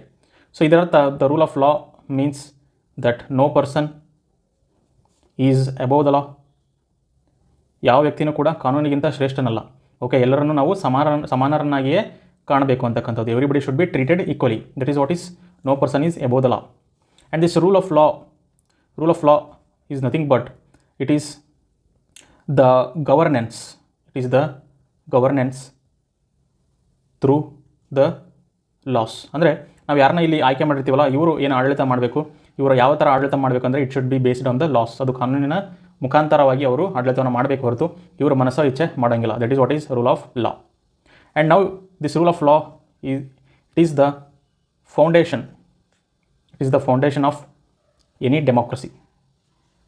ಯಾವುದೇ ಪ್ರಜಾಪ್ರಭುತ್ವ ಆದರೂ ಅದಕ್ಕೆ ಒಂದು ಬುನಾದಿ ಅಂತ ಹೇಳಿದರೆ that is rule of law, ಕಾನೂನಿನ ಆಡಳಿತ. ಆ್ಯಂಡ್ ಇದಕ್ಕೆ ವಿರುದ್ಧವಾಗಿ ಇನ್ನೊಂದು ಕೀವರ್ಡ್ ಇದೆ, that is rule by law. So rule by law ಮತ್ತು ರೂಲ್ ಆಫ್ ಲಾಗೆ ವ್ಯತ್ಯಾಸ ತಿಳ್ಕೋಣ. Rule by law is nothing but ಕಾನೂನಿನ ಮೂಲಕ ಆಡಳಿತ ಮಾಡೋದು, ಕಾನೂನಿನ ಮೂಲಕ ಆಡಳಿತವನ್ನು ಮಾಡೋದು. ಓಕೆ, ಇದು ಕಾನೂನಿನ ಮೂಲಕ ಆಡಳಿತ. ರೂಲ್ ಆಫ್ ಲಾ ಅಂದರೆ ಕಾನೂನಿನ ಆಡಳಿತ. ಓಕೆ, ಇಲ್ಲಿ ಕಾನೂನಿನ ಆಡಳಿತ ಆದರೆ ಇಲ್ಲಿ ಕಾನೂನಿನ ಮೂಲಕ ಆಡಳಿತ ಮಾಡ್ತಾರೆ. ಸೊ ಈ ವ್ಯತ್ಯಾಸ ಏನಪ್ಪ ಅಂತ ಹೇಳಿದರೆ, ಈ ರೂಲ್ ಆಫ್ ಲಾ ಏನಿದೆಯಲ್ಲ, ಸೊ ಇಲ್ಲಿ ಒಂದು ಕಾನೂನನ್ನು ಮಾಡಲಾಗುತ್ತೆ, they will make a law. Okay, and it will be discussed in the parliament. Okay, ನಮ್ಮ ಸಮಾಜಕ್ಕೆ ಬೇಕಾದಂಥ ಒಂದು ವ್ಯವಸ್ಥೆಯನ್ನು ತರೋದಕ್ಕೆ ಒಂದು ಕಾನೂನನ್ನು ಮಾಡ್ತಾರೆ. ಅಲ್ಲಿ ಚರ್ಚೆಯನ್ನು ಮಾಡಿ ಒಂದು ಕಾನೂನನ್ನು ಮಾಡಿದಾಗ ಈ ಕಾನೂನು ಏನಿದೆಯಲ್ಲ ಇದು ಏನು ಮಾಡುತ್ತೆ, ಆಡಳಿತವನ್ನು ಮಾಡುತ್ತೆ. ಆದರೆ ರೂಲ್ ಬೈ ಲಾ ಅಂತ ಅಂದಾಗ, ಕಾನೂನಿನ ಮೂಲಕ ಆಡಳಿತ ಅಂದಾಗ ಏನಾಗುತ್ತೆ ಅಂತ ಹೇಳಿದ್ರೆ, ಇಲ್ಲಿಯೂ ಸಹಿತ ಲಾನ ಮಾಡ್ತಾರೆ, ಕಾನೂನನ್ನು ಮಾಡ್ತಾರೆ. ಓಕೆ, ಸೊ ಆದರೆ ಈ ಕಾನೂನು ಏನಿದೆಯಲ್ಲ ಇದು ಸರಿಯಾಗಿ ಡಿಸ್ಕಷನ್ಸ್ ಮಾಡಿರಲ್ಲ, ಚರ್ಚೆಗಳನ್ನು ಮಾಡಿರಲ್ಲ. ಸರ್ಕಾರ ಅವರಿಗೆ ಮನಸ್ಸಿಗೆ ಬಂದಂಗೆ ಒಂದು ಕಾನೂನನ್ನು ತೊಗೊಂಡು ಬರ್ತಾರೆ. ಅವ್ರ ಮೆಜಾರಿಟಿ ಇದ್ರಪ್ಪ ಅಂತ ಹೇಳಿದ್ರೆ ಬೇರೆ ಯಾರಿಗೆ ತಲೆ ಕೊಡಿಸ್ಕೊಳ್ಳೋಂಗಿಲ್ಲ ಅವರು, ಅಪೋಸಿಷನ್ ಪಾರ್ಟಿ ವಿರೋಧ ಪಕ್ಷಕ್ಕೆ. ಸೊ ಅವ್ರ ಮನಸ್ಸೋ ಇಚ್ಛೆ ಒಂದು ಕಾನೂನನ್ನು ಮಾಡಿಬಿಡೋದು, ಆ ಕಾನೂನಿನ ಮುಖಾಂತರ ಆಡಳಿತ ಮಾಡೋದು. ಇದನ್ನು ನಾವು ಕಾನೂನಿನ ಮೂಲಕ ಆಡಳಿತ ಅಂತ ಹೇಳ್ತೀವಿ, rule by law. Whereas rule of law ಅಂದರೆ ಕಾನೂನಿನ ಆಡಳಿತ. ಸೊ ಕಾನೂನಿನ ಮೂಲಕ ಯಾರು ಆಡಳಿತ ಮಾಡ್ತಾರೆ, ಅಲ್ಲಿಯ ಸರ್ಕಾರ. ಸೊ ಅದಕ್ಕೋಸ್ಕರ ಒಂದು ಪ್ರಜಾಪ್ರಭುತ್ವ ಇರಬೇಕು ಅಂತ ಹೇಳಿದರೆ ಅಲ್ಲಿ ರೂಲ್ ಆಫ್ ಲಾ, ಕಾನೂನಿನ ಆಡಳಿತ ಆಗಬೇಕೇ ಹೊರತು ಕಾನೂನಿನ ಮೂಲಕ ಆಡಳಿತ ಆಗಬಾರ್ದು. ರೂಲ್ ಬೈ ಲಾ, ಮನಸ್ಸೋ ಇಚ್ಛೆ ಬಂದಂಗೆ ಕಾನೂನು ಮಾಡಿಕೊಂಡು ಆಡಳಿತ ಮಾಡೋದು ನಮಗೆ ಬೇಕಾಗಿಲ್ಲ, ನಮಗೆ ರೂಲ್ ಆಫ್ ಲಾ ಬೇಕಾಗಿರೋದು. ಮತ್ತು ನಮ್ಮ ಸಂವಿಧಾನ ಏನು ಹೇಳುತ್ತೆ ಅಂತ ಹೇಳಿದ್ರೆ, ನಮ್ಮ ಕಾನ್ಸ್ಟಿಟ್ಯೂಷನ್ ಏನು ಹೇಳ್ತಾ ಇದೆ ಈ ರೈಟ್ ಟು ಈಕ್ವಾಲಿಟಿ ಬಗ್ಗೆ. ಸೊ ಸಮಾನತೆ ಹಕ್ಕಿನ ಬಗ್ಗೆ ನಮ್ಮ ಸಂವಿಧಾನ ಹೇಳೋದೇನಪ್ಪ ಅಂತ ಹೇಳಿದ್ರೆ, government cannot discriminate against any citizen. Government cannot discriminate against any citizen. ಸರ್ಕಾರ ನಮ್ಮ ನಾಗರಿಕರಲ್ಲಿ ಯಾವುದೇ ರೀತಿಯಾದಂತಹ ತಾರತಮ್ಯವನ್ನು ಮಾಡೋ ಹಾಗಿಲ್ಲ. ಆದರೆ ಈ ತಾರತಮ್ಯಗಳನ್ನು ಯಾವುದರ ಆಧಾರದ ಮೇಲೆ ಮಾಡೋದಿಲ್ಲ ಅಂತ ಹೇಳಿದರೆ, it is only based on religion, okay, ಮತಗಳ ಮೇಲೆ ಮಾಡೋ ಹಾಗಿಲ್ಲ. ರೇಸ್, ಜನಾಂಗದ ಮೇಲೆ ಮಾಡೋ ಹಾಗಿಲ್ಲ. ಕಪ್ಪು ಬಿಳುಪು ಅಂತಕ್ಕಂಥ ಒಂದು ವ್ಯವಸ್ಥೆ ಏನಿತ್ತು, ಸೊ ಅದರ ಮೇಲೆ ಅವರು ತಾರತಮ್ಯಗಳನ್ನು ಮಾಡೋ ಹಾಗಿಲ್ಲ. ಓಕೆ, ಅದಾದಮೇಲೆ ಕ್ಯಾಸ್ಟ್, ಜಾತಿಯ ಮೇಲೆ ಮಾಡೋ ಹಾಗಿಲ್ಲ. ಸೆಕ್ಸ್, ಲಿಂಗಭೇದದ ಮೇಲೆ ಮಾಡೋ ಹಾಗಿಲ್ಲ. ಅಥವಾ ಪ್ಲೇಸ್ ಆಫ್ ಬರ್ತ್, ಹುಟ್ಟಿದ ಸ್ಥಳ. ಸೊ ಇವುಗಳ ಮೇಲೆ ಅವರು ಸರ್ಕಾರ ಏನಿದೆ ತಾರತಮ್ಯಗಳನ್ನು ಮಾಡೋ ಹಾಗಿಲ್ಲ. ಎಲ್ಲರನ್ನೂ ಸಮಾನರನ್ನಾಗಿ ಕಾಣಬೇಕಾಗುತ್ತೆ. ಆದರೆ ಇಲ್ಲಿ ಒಂದು ಶಬ್ದ ನೆನ್ಪಿಟ್ಕೊಳ್ಳಿ, ಓನ್ಲಿ ಕೇವಲ ಮತ, ಕೇವಲ ಜನಾಂಗ, ಕೇವಲ ಜಾತಿ, ಕೇವಲ ಲಿಂಗ, ಕೇವಲ ಹುಟ್ಟಿದ ಸ್ಥಳ, ಇವುಗಳ ಮೇಲೆ ಮಾತ್ರ ತಾರತಮ್ಯ ಮಾಡೋ ಹಾಗಿಲ್ಲ. ಆದರೆ ಬೇರೆಯ ಆಧಾರಗಳ ಮೇಲೆ based on other criteria. Okay, there can be ಏನು ಡಿಫ್ರೆನ್ಸಸ್, ವ್ಯತ್ಯಾಸಗಳನ್ನು ಸರ್ಕಾರ ಮಾಡಬಹುದು. ಓಕೆ, ಈ ರೀತಿಯಾದಂಥ ವ್ಯವಸ್ಥೆ ನಮ್ಮ ಸಂವಿಧಾನದಲ್ಲಿ ಕೊಟ್ಟಿರ್ತಕ್ಕಂಥ ಉದ್ದೇಶ ಏನಪ್ಪ ಅಂತ ಹೇಳಿದ್ರೆ, it is mainly to empower socially and educationally backward class, ಸಾಮಾಜಿಕ ಹಾಗೂ ಶೈಕ್ಷಣಿಕವಾಗಿ ಹಿಂದುಳಿದ ವರ್ಗ. ಸೊ ಇವರುಗಳನ್ನು ಪ್ರಬಲನ್ನಾಗಿಸೋಕ್ಕೆ ಇವರುಗಳು ಅವರ ಒಂದು ಹಕ್ಕೇನಿದೆ ಅದನ್ನು ಪಡ್ಕೊಳ್ಳೋದಕ್ಕೆ ಈ ಒಂದು ವ್ಯತ್ಯಾಸವನ್ನು ಕೊಟ್ಟಿರ್ತಕ್ಕಂಥ. ಸೊ ಇದೇ ಆಧಾರದ ಮೇಲೆ ಇವತ್ತು ನಮ್ಮಲ್ಲಿ SC and ST reservations, OBC reservations ಮತ್ತು ವುಮನ್ ರಿಸರ್ವೇಷನ್ಸು, ಇವೆಲ್ಲ ಇದೇ ಆಧಾರದ ಮೇಲೆ ಇರತಕ್ಕಂಥದ್ದು. ಕೇವಲ ನಾವು ಧರ್ಮ ಮತ್ತು ಜನಾಂಗ, ಜಾತಿ, ಓಕೆ, ಲಿಂಗ ಮತ್ತು ಹುಟ್ಟಿದ ಸ್ಥಳ, ಇವುಗಳ ಮೇಲೆ ಮಾತ್ರ ಸರ್ಕಾರ ತಾರತಮ್ಯ ಮಾಡೋ ಹಾಗಿಲ್ಲ. ಆದರೆ ಬೇರೆ ಆಧಾರದ ಮೇಲೆ ಅವರು ತಾರತಮ್ಯವನ್ನು ಮಾಡ್ಬೋದು. ಆದರೆ ಇದು ತಾರತಮ್ಯ ಆಗೋದಿಲ್ಲ. ತಾರತಮ್ಯ ಯಾಕೆ ಆಗೋದಿಲ್ಲ ಅಂತ ಹೇಳಿದ್ರೆ, so just I will show you one example. ಇದು ನಮ್ಮ ಸಮಾಜ. ಓಕೆ, ನಮ್ಮ ಸಮಾಜದಲ್ಲಿ ಹಲವಾರು ಜನಾಂಗಗಳಿದ್ದಾವೆ. ಸಾಮಾಜಿಕವಾಗಿ ಕೆಲವನ್ನು ಕೆಳಗಿಟ್ಟುಬಿಟ್ಟಿದ್ದೀವಿ, ಲೋ. ಓಕೆ, ಇನ್ನು ಕೆಲವು ಈ ಥರ ಮೇಲ್ಗಡೆ ಇದ್ದಾರೆ. ಕೆಲವೊಂದಿಷ್ಟು ಜನಾಂಗ ಅಪ್ಪರ್ ಕ್ಯಾಸ್ಟ್ ಅಥವಾ ಮೇಲು ಜಾತಿ, ಈ ಕಡೆ ಕೆಳಜಾತಿ ಅಂತೇಳಿ ಇದೆ. ಸೊ ಇಂಥ ವ್ಯವಸ್ಥೆ ಇದ್ದಾಗ ನಾವು ಎಲ್ಲರನ್ನೂ ಸಮಾನರಾಗಿ ಕಾಣೋದಕ್ಕೆ ಸಾಧ್ಯ ಇಲ್ಲ. ಯಾಕಪ್ಪ ಅಂತ ಹೇಳಿದ್ರೆ, ಎಲ್ಲರನ್ನೂ ಸಮಾನವಾಗಿ ಕಂಡಾಗ ಇವ್ರು ಯಾರು ಇರ್ತಾರಲ್ಲ ಮೇಲ್ಗಡೆ, ಇವರು ಮಾತ್ರ ಎಲ್ಲ ಅವಕಾಶಗಳನ್ನು ಪಡ್ಕೋತಾರೆ, ಇವ್ರಿಗೆ ಸಿಗೋದೇ ಇಲ್ಲ. ಸೊ ಅದಕ್ಕೆ ಈ ಥರ ಇವರನ್ನು ಸಹಿತ ನಾವು ಮೇಲೆ ತರಬೇಕು ಅಂತ ಹೇಳಿದ್ರೆ, ಇವರನ್ನು ನಾವು ಕೈ ಹಿಡಿದ ಮೇಲೆ ಎತ್ತಬೇಕಾಗುತ್ತೆ. We have to uplift them. So ಈ ಕೈ ಹಿಡಿದ ಮೇಲೆ ಎತ್ತೋಕ್ಕೋಸ್ಕರ ಈ ರಿಸರ್ವೇಷನ್ಸ್ ಅಂತಕ್ಕಂಥದ್ದು ಇರೋದು ಇವತ್ತು.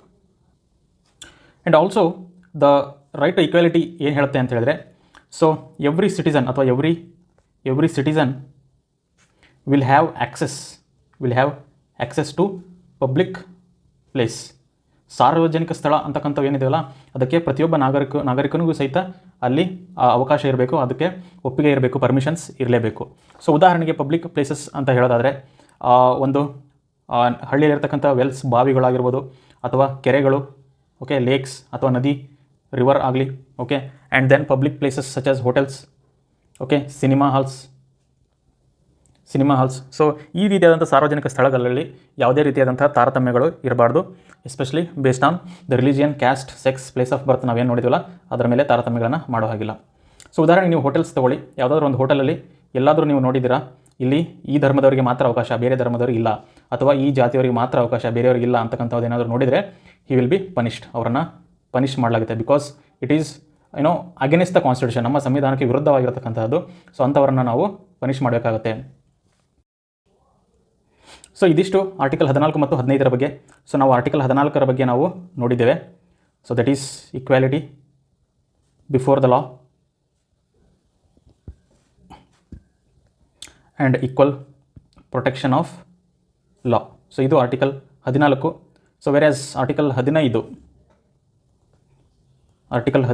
ಏನಿದೆಯಲ್ಲ, so no discrimination, government cannot discriminate ಅಥವಾ no discrimination based on only religion, race, caste, sex or place of birth. So this is article 14 and 15. So now we will see what is article 16. ಸಂವಿಧಾನದ 16ನೇ ವಿಧಿ ಏನು ಹೇಳುತ್ತೆ? ಸಂವಿಧಾನದ 16ನೇ ವಿಧಿ it talks about the public employment ಅಂದರೆ ಸರ್ಕಾರಿ ಉದ್ಯೋಗ. ಸರ್ಕಾರಿ ಉದ್ಯೋಗಗಳಲ್ಲೂ ಸಹಿತ there should not be any discrimination. Okay, there should not be any discrimination based on only religion, race, caste, sex or place of birth. ಸರ್ಕಾರಿ ಉದ್ಯೋಗಗಳಲ್ಲಿ ಸೊ ಧರ್ಮ, ಜನಾಂಗೀಯ, ಜಾತಿ, ಲಿಂಗ ಮತ್ತು ಹುಟ್ಟಿದ ಸ್ಥಳ ಇವುಗಳ ಆಧಾರದ ಮೇಲೆ ಮಾತ್ರ ಯಾವುದೇ ರೀತಿಯಾದಂಥ ತಾರತಮ್ಯಗಳು ಇರಬಾರ್ದು. ಇವುಗಳ ಆಧಾರದ ಮೇಲೆ ಮಾತ್ರ ಇರಬಾರ್ದು, ಆದರೆ ಬೇರೆಯ ಆಧಾರದ ಮೇಲೆ ದೇರ್ ಕ್ಯಾನ್ ಬಿ ಏನು ವ್ಯತ್ಯಾಸಗಳಿರ್ಬೋದು, ಡಿಫ್ರೆನ್ಸಸ್. ಕೆಲವರನ್ನ ನಾವು ವಿಶೇಷ ರೀತಿಯಲ್ಲಿ ನಾವು ಟ್ರೀಟ್ ಮಾಡ್ಬೋದು. ಓಕೆ, ಸೊ ನಾನು ಆಲ್ರೆಡಿ ಎಕ್ಸ್ಪ್ಲೇನ್ ಮಾಡಿದ್ದೀನಿ ಹೇಗೆ ಅಂತ.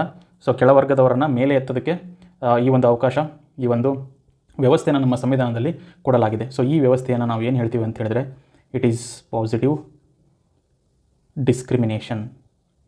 Positive discrimination is nothing but, ಇದು ಏನಪ್ಪ ಅಂತ ಹೇಳಿದ್ರೆ, ಇದು ಸಕಾರಾತ್ಮಕವಾದಂತಹ ತಾರತಮ್ಯ. ಸಕಾರಾತ್ಮಕ ದೃಷ್ಟಿಯನ್ನು ಇಟ್ಕೊಂಡು ನಾವು ತಾರತಮ್ಯವನ್ನು ಮಾಡೋದು, that is positive discrimination. Okay, ಅಂದರೆ ಇಲ್ಲಿ ಕೆಳವರ್ಗದವ್ರನ್ನ ಮೇಲೆ ಎತ್ತಲಿಕ್ಕೆ ಮಾಡ್ತಕ್ಕಂಥ ಒಂದು ವ್ಯವಸ್ಥೆ ಇದು. ಓಕೆ, ಸೊ ಇದನ್ನು ನಾವು ಇನ್ನೊಂದು ಶಬ್ದದಿಂದ ಕರಿತೀವಿ. It is known as the affirmative action by the government. So ಈ ಅಫರ್ಮೇಟಿವ್ ಆ್ಯಕ್ಷನ್ ಸರ್ಕಾರ ತಗೊಳ್ತಕ್ಕಂಥ ಉದ್ದೇಶ ಏನಪ್ಪ ಅಂತ ಹೇಳಿದ್ರೆ, ಸೊ ಯಾವ ಸಮಾಜದಲ್ಲಿ ವ್ಯತ್ಯಾಸಗಳಿರ್ತವೆ, ಓಕೆ, ಯಾವ ಸಮಾಜದಲ್ಲಿ ಡೈವರ್ಸಿಟಿ ಇರುತ್ತೆ ಆ್ಯಂಡ್ ಯಾವ ಸಮಾಜದಲ್ಲಿ ಅಸಮಾನತೆ, ಇನ್ಇಕ್ವಾಲಿಟಿ ಅಂತಕ್ಕಂಥದ್ದು ಇರುತ್ತೆ, ಓಕೆ, ಯಾವ ಸಮಾಜದಲ್ಲಿ ಡಿಸ್ಕ್ರಿಮಿನೇಷನ್ ಇರುತ್ತೆ, ಓಕೆ, ಸಾಮಾಜಿಕವಾಗಿ ಏನು ತಾರತಮ್ಯಗಳಿರ್ತವೆ, ಜಾತಿ ವ್ಯವಸ್ಥೆ ಆಗಿರ್ಬೋದು, ಓಕೆ, ಲಿಂಗ ವ್ಯವಸ್ಥೆಗಳು, ಓಕೆ, ಆಮೇಲೆ ಜನಾಂಗೀಯ ವ್ಯವಸ್ಥೆ, ಮತಗಳ ವ್ಯವಸ್ಥೆ. ಸೊ ಹೀಗಿದ್ದಾಗ ನಾವು ಎಲ್ಲರನ್ನೂ ಸಮಾನರನ್ನಾಗಿ ಕಾಣೋದಕ್ಕೆ ಸಾಧ್ಯ ಇಲ್ಲ. ಕೆಲವರಿಗೆ ನಾವು ಏನು ಮಾಡಬೇಕು, ವಿಶೇಷವಾದಂತಹ ಸ್ಥಾನಮಾನ, ವಿಶೇಷವಾದಂಥ ಅನುದಾನಗಳನ್ನು ನಾವು ಕೊಡಬೇಕಾಗುತ್ತೆ. ಸೊ ಈ ಒಂದು ವ್ಯವಸ್ಥೆನೇ ಅಫರ್ಮೇಟಿವ್ ಆ್ಯಕ್ಷನ್ ಅಥವಾ ಪಾಸಿಟಿವ್ ಡಿಸ್ಕ್ರಿಮಿನೇಷನ್. ಸೊ ನಾವು ವಿಲ್ ಸಿ ದ ಆರ್ಟಿಕಲ್ 17. ಸಂವಿಧಾನ 17ನೇ ವಿಧಿ ಏನು ಹೇಳುತ್ತೆ ಅಂತ ಹೇಳಿದ್ರೆ, it talks about the abolition of untouchability in any form. ಯಾವುದೇ ರೀತಿಯಲ್ಲಾದರೂ ಇರತಕ್ಕಂತಹ ಅಸ್ಪೃಶ್ಯತೆಯನ್ನು ನಾವು ಏನು ಮಾಡ್ತಾಯಿದ್ವಿ, ನಾವು ನಿರ್ಮೂಲನೆಯನ್ನು ಮಾಡಬೇಕು ಅಂತಕ್ಕಂಥದ್ದು ಆರ್ಟಿಕಲ್ 17. ಸೊ ಯಾರಾದರೂ ಅನ್ಟಚಬಿಲಿಟಿ ಅಥವಾ ಅಸ್ಪೃಶ್ಯತೆಯನ್ನು ಫಾಲೋ ಮಾಡಿದ್ರೆ ಸೊ ಅವರಿಗೆ ಲೀಗಲಿ ಪನಿಷ್ಮೆಂಟು ಇರ್ತದೆ. So this is what is article 17. It want to abolish the untouchability in any form. ಇದು ಭಾಳ important, in any form. Untouchability ಅಂದ ತಕ್ಷಣ ನೀವು ಒಬ್ಬ ವ್ಯಕ್ತಿಯನ್ನು ಅಥವಾ ಜಾತಿಯ ವ್ಯವಸ್ಥೆ ಮೇಲೆ ಅಥವಾ ರೇಸ್, ಜನಾಂಗೀಯ ವ್ಯವಸ್ಥೆ ಮೇಲೆ ನೀವು ಅದನ್ನು ಮುಟ್ಟಲಿಲ್ಲ ಅಂತ ಹೇಳಿದ್ರೆ, ಟಚ್ ಮಾಡಲಿಲ್ಲ ಅಂತ ಹೇಳಿದ್ರೆ it is on offence. Okay, but ಕೇವಲ ಇದು ಒಂದೇ ಅಲ್ಲ, ಟಚ್ ಮೂಲಕ ಅಷ್ಟೇ ಅಲ್ಲ, ಇನ್ನು ಉಳಿದಿರ್ತಕ್ಕಂಥ ಎನಿ ಫಾರ್ಮ್ ಅಂತೇಳಿ ಕೊಟ್ಟಿದ್ದಾರಲ್ಲ, ಈ ಒಂದು ಶಬ್ದ ಇದನ್ನು ಏನು ಮಾಡುತ್ತೆ, ಈ ಒಂದು ಡೆಫಿನೇಷನ್ನ ಎಕ್ಸ್ಪ್ಯಾಂಡ್ ಮಾಡುತ್ತೆ. ಸೊ ಎಕ್ಸ್ಪ್ಯಾಂಡ್ ಮಾಡಿದಾಗ ಸೊ ನಮಗೆ ಕೇವಲ ಟಚ್ ಮೂಲಕ ಅಷ್ಟೇ ಅಲ್ಲ, if you do any social practice that looks down or discriminate based on birth with caste labels. ಅಂದರೆ ಕೇವಲ ಟಚ್ ನೀವು ಮುಟ್ಲಿಲ್ಲ ಅಂತ ಹೇಳಿದರೆ ಮಾತ್ರ ಅಫೆನ್ಸ್ ಅಲ್ಲ, there is also a condition of social practice. ಸಾಮಾಜಿಕ ವ್ಯವಸ್ಥೆಯಲ್ಲಿ ನಾವು ಯಾವುದಾದ್ರೂ ಒಬ್ಬರನ್ನ ಹುಟ್ಟಿನ ಆಧಾರದ ಮೇಲೆ, ಅವರ ಜಾತಿಯ ಆಧಾರದ ಮೇಲೆ ನಾವು ಯಾರನ್ನಾದರೂ ನಾವು ಡಿಸ್ಕ್ರಿಮಿನೇಟ್ ಮಾಡಿದರೆ, ಅವರಿಗೆ ತಾರತಮ್ಯವನ್ನು ಮಾಡಿದರೆ, ಓಕೆ, ಅವರನ್ನು ಕೀಳಾಗಿ ನೋಡಿದರೆ ಸಹಿತ, ಸೊ ಕೆಲವೊಮ್ಮೆ ನಾವು ಬೈಗುಳವನ್ನು ಬೈತೀವಿ, ಯಾವುದೋ ಒಂದು ಜಾತಿಯವರಿಗೆ ಬೈಗುಳವನ್ನು ಬೈಯೋದು, ಓಕೆ, ಸೊ ಅವರುಗಳನ್ನು ಹೊಡೆಯೋದು. ಸೊ ಈ ರೀತಿಯಾದಂಥವನ್ನು ಮಾಡಿದ್ರೂ ಸಹಿತ it will be an offence under article 17. So ಅದನ್ನು ಕೂಡ ನೆನ್ಪಿಟ್ಕೊಳ್ಳಿ. ಕೇವಲ ಟಚ್ ಮೂಲಕ ಅಷ್ಟೇ ಅಲ್ಲ, ಇನ್ ಎನಿ ಫಾರ್ಮ್ ಅಂತ ಕೊಟ್ಟಿರೋದಕ್ಕೆ ಯಾವುದೇ ಒಂದು ನಾವು ಸಾಮಾಜಿಕವಾಗಿ ಏನೇ ಒಂದು ವ್ಯವಸ್ಥೆಯನ್ನು ಮಾಡಿಕೊಳ್ಳಿ, so which may discriminate based on birth with caste label, so it is also an offence. So ನಾವು let's look into the second type of right. Okay, ಎರಡನೇ ರೀತಿ ಹಕ್ಕನ್ನು ನೋಡಿದ್ರೆ it is right to freedom, ಸ್ವಾತಂತ್ರ್ಯದ ಹಕ್ಕು. ಈ right to freedom ಅಥವಾ ಸ್ವಾತಂತ್ರ್ಯದ ಹಕ್ಕುಗಳೇನಿದ್ದಾವೆ, ಸೊ ಇದನ್ನು ಆರ್ಟಿಕಲ್ 19, ಓಕೆ, ಆರ್ಟಿಕಲ್ 20, ಆರ್ಟಿಕಲ್ 21 ಹಾಗೂ 22 ಸಂವಿಧಾನದ ವಿಧಿಗಳಾದ 19, 20, 21, 22. ಸೊ ಇವುಗಳಲ್ಲಿ ರೈಟ್ ಟು ಫ್ರೀಡಮ್, ಸ್ವಾತಂತ್ರ್ಯದ ಹಕ್ಕುಗಳನ್ನು ನಮಗೆ ಕೊಡಲಾಗಿದೆ. ಸೊ ಮೊದಲನೇದಾಗಿ ಆಗಿದ್ದರೆ ಫ್ರೀಡಮ್ ಅಂದರೆ ಏನು, what is the meaning of freedom, ಸ್ವಾತಂತ್ರ್ಯ ಅಂದರೆ ಏನು? ಸ್ವಾತಂತ್ರ್ಯ ಅಥವಾ freedom is nothing but it is the absence of constraints or restrictions. ನಮಗೆ ಯಾವುದೇ ರೀತಿಯಾದಂಥ ನಿರ್ಬಂಧನೆಗಳನ್ನು ಇರಬಾರ್ದು. There should not be any constraints ಅಥವಾ ರೆಸ್ಟ್ರಿಕ್ಷನ್ಸ್. ಅದನ್ನು ನಾವು ಫ್ರೀಡಮ್ ಅಂತೀವಿ. ಅಥವಾ it is also known as liberty ಅಥವಾ ಫ್ರೀಡಮ್. ಅದರ ಅರ್ಥ ಏನಂದರೆ it is the absence of constraints or restrictions. ನಿರ್ಬಂಧನೆಗಳೇ ಇಲ್ಲದೆ ಇರೋದನ್ನು ನಾವು ಸ್ವಾತಂತ್ರ್ಯ ಅಂತ ಹೇಳ್ತೀವಿ. ಹಾಗಂತ ನಮಗೆ ಯಾವುದೇ ನಿರ್ಬಂಧನೆಗಳು ಇಲ್ಲ ಅಂತ ಹೇಳಿದ್ರೂ ಸಹಿತ ಒಂದು ಸಮಾಜದಲ್ಲಿ ಸುವ್ಯವಸ್ಥೆ ಇರೋದಕ್ಕೆ ಸಾಧ್ಯ ಇಲ್ಲ, ಸ್ಥಿರತೆ ಇರೋದಕ್ಕೆ ಸಾಧ್ಯ ಇಲ್ಲ. ಅದಕ್ಕೋಸ್ಕರ ಈ ಹಕ್ಕೇನಿದೆ, it comes with reasonable restrictions. ಈ ಏನಿದಾವೆ ಇವು ಸಮಂಜಸವಾಗಿರಬೇಕು. They should be reasonable. So ಉದಾಹರಣೆಗೆ ಕೊಡೋದಾದರೆ ನಮಗೆ ರೈಟ್ ಟು ಸ್ಪೀಕ್ ಅನ್ನೋದಿದೆ. ನಮಗೆ ಮಾತನಾಡ್ತಕ್ಕಂಥ ಹಕ್ಕಿದೆ, ನಮ್ಮ ಅಭಿಪ್ರಾಯವನ್ನು ವ್ಯಕ್ತಪಡಿಸ್ತಕ್ಕಂಥ ಹಕ್ಕಿದೆ. ಈ ಹಕ್ಕು ಏನಾಗಬಾರ್ದು ಅಂತ ಹೇಳಿದರೆ it should not lead to the violation. It should not lead to the violation of the unity of this country. ನಮ್ಮ ದೇಶದ ಒಗ್ಗಟ್ಟನ್ನು ಹಾಳು ಮಾಡ್ತಕ್ಕಂಥದ್ದು ಆಗಬಾರ್ದು. ಹಾಗೂ ಸಮಾಜದಲ್ಲಿ ಏನಾದರೂ ಇದು ದಂಗೆಯನ್ನು ಉಂಟು ಮಾಡ್ತಕ್ಕಂಥದ್ದು, if it is leading to any social rebellion against government. ಸಮಾಜದಲ್ಲಿ ಏನಾದರೂ ಸರ್ಕಾರ ವಿರುದ್ಧ ದಂಗೆ ಹೇಳ್ತಕ್ಕಂಥ ಮಾತುಗಳು. ಸೊ ಈ ರೀತಿಯಾದಂಥ ಮಾತುಗಳನ್ನು ನಾವು ಏನು ಮಾಡೋದಕ್ಕಾಗಲ್ಲ, ತಡ್ಕೊಳ್ಳೋದಕ್ಕೆ ಸಾಧ್ಯ ಇಲ್ಲ. ಸೊ ಅದಕ್ಕೋಸ್ಕರ the rights comes with reasonable restrictions. And also remember the freedom ಅಂದ ತಕ್ಷಣ it is not just absence of constraints, but also it is to provide the opportunity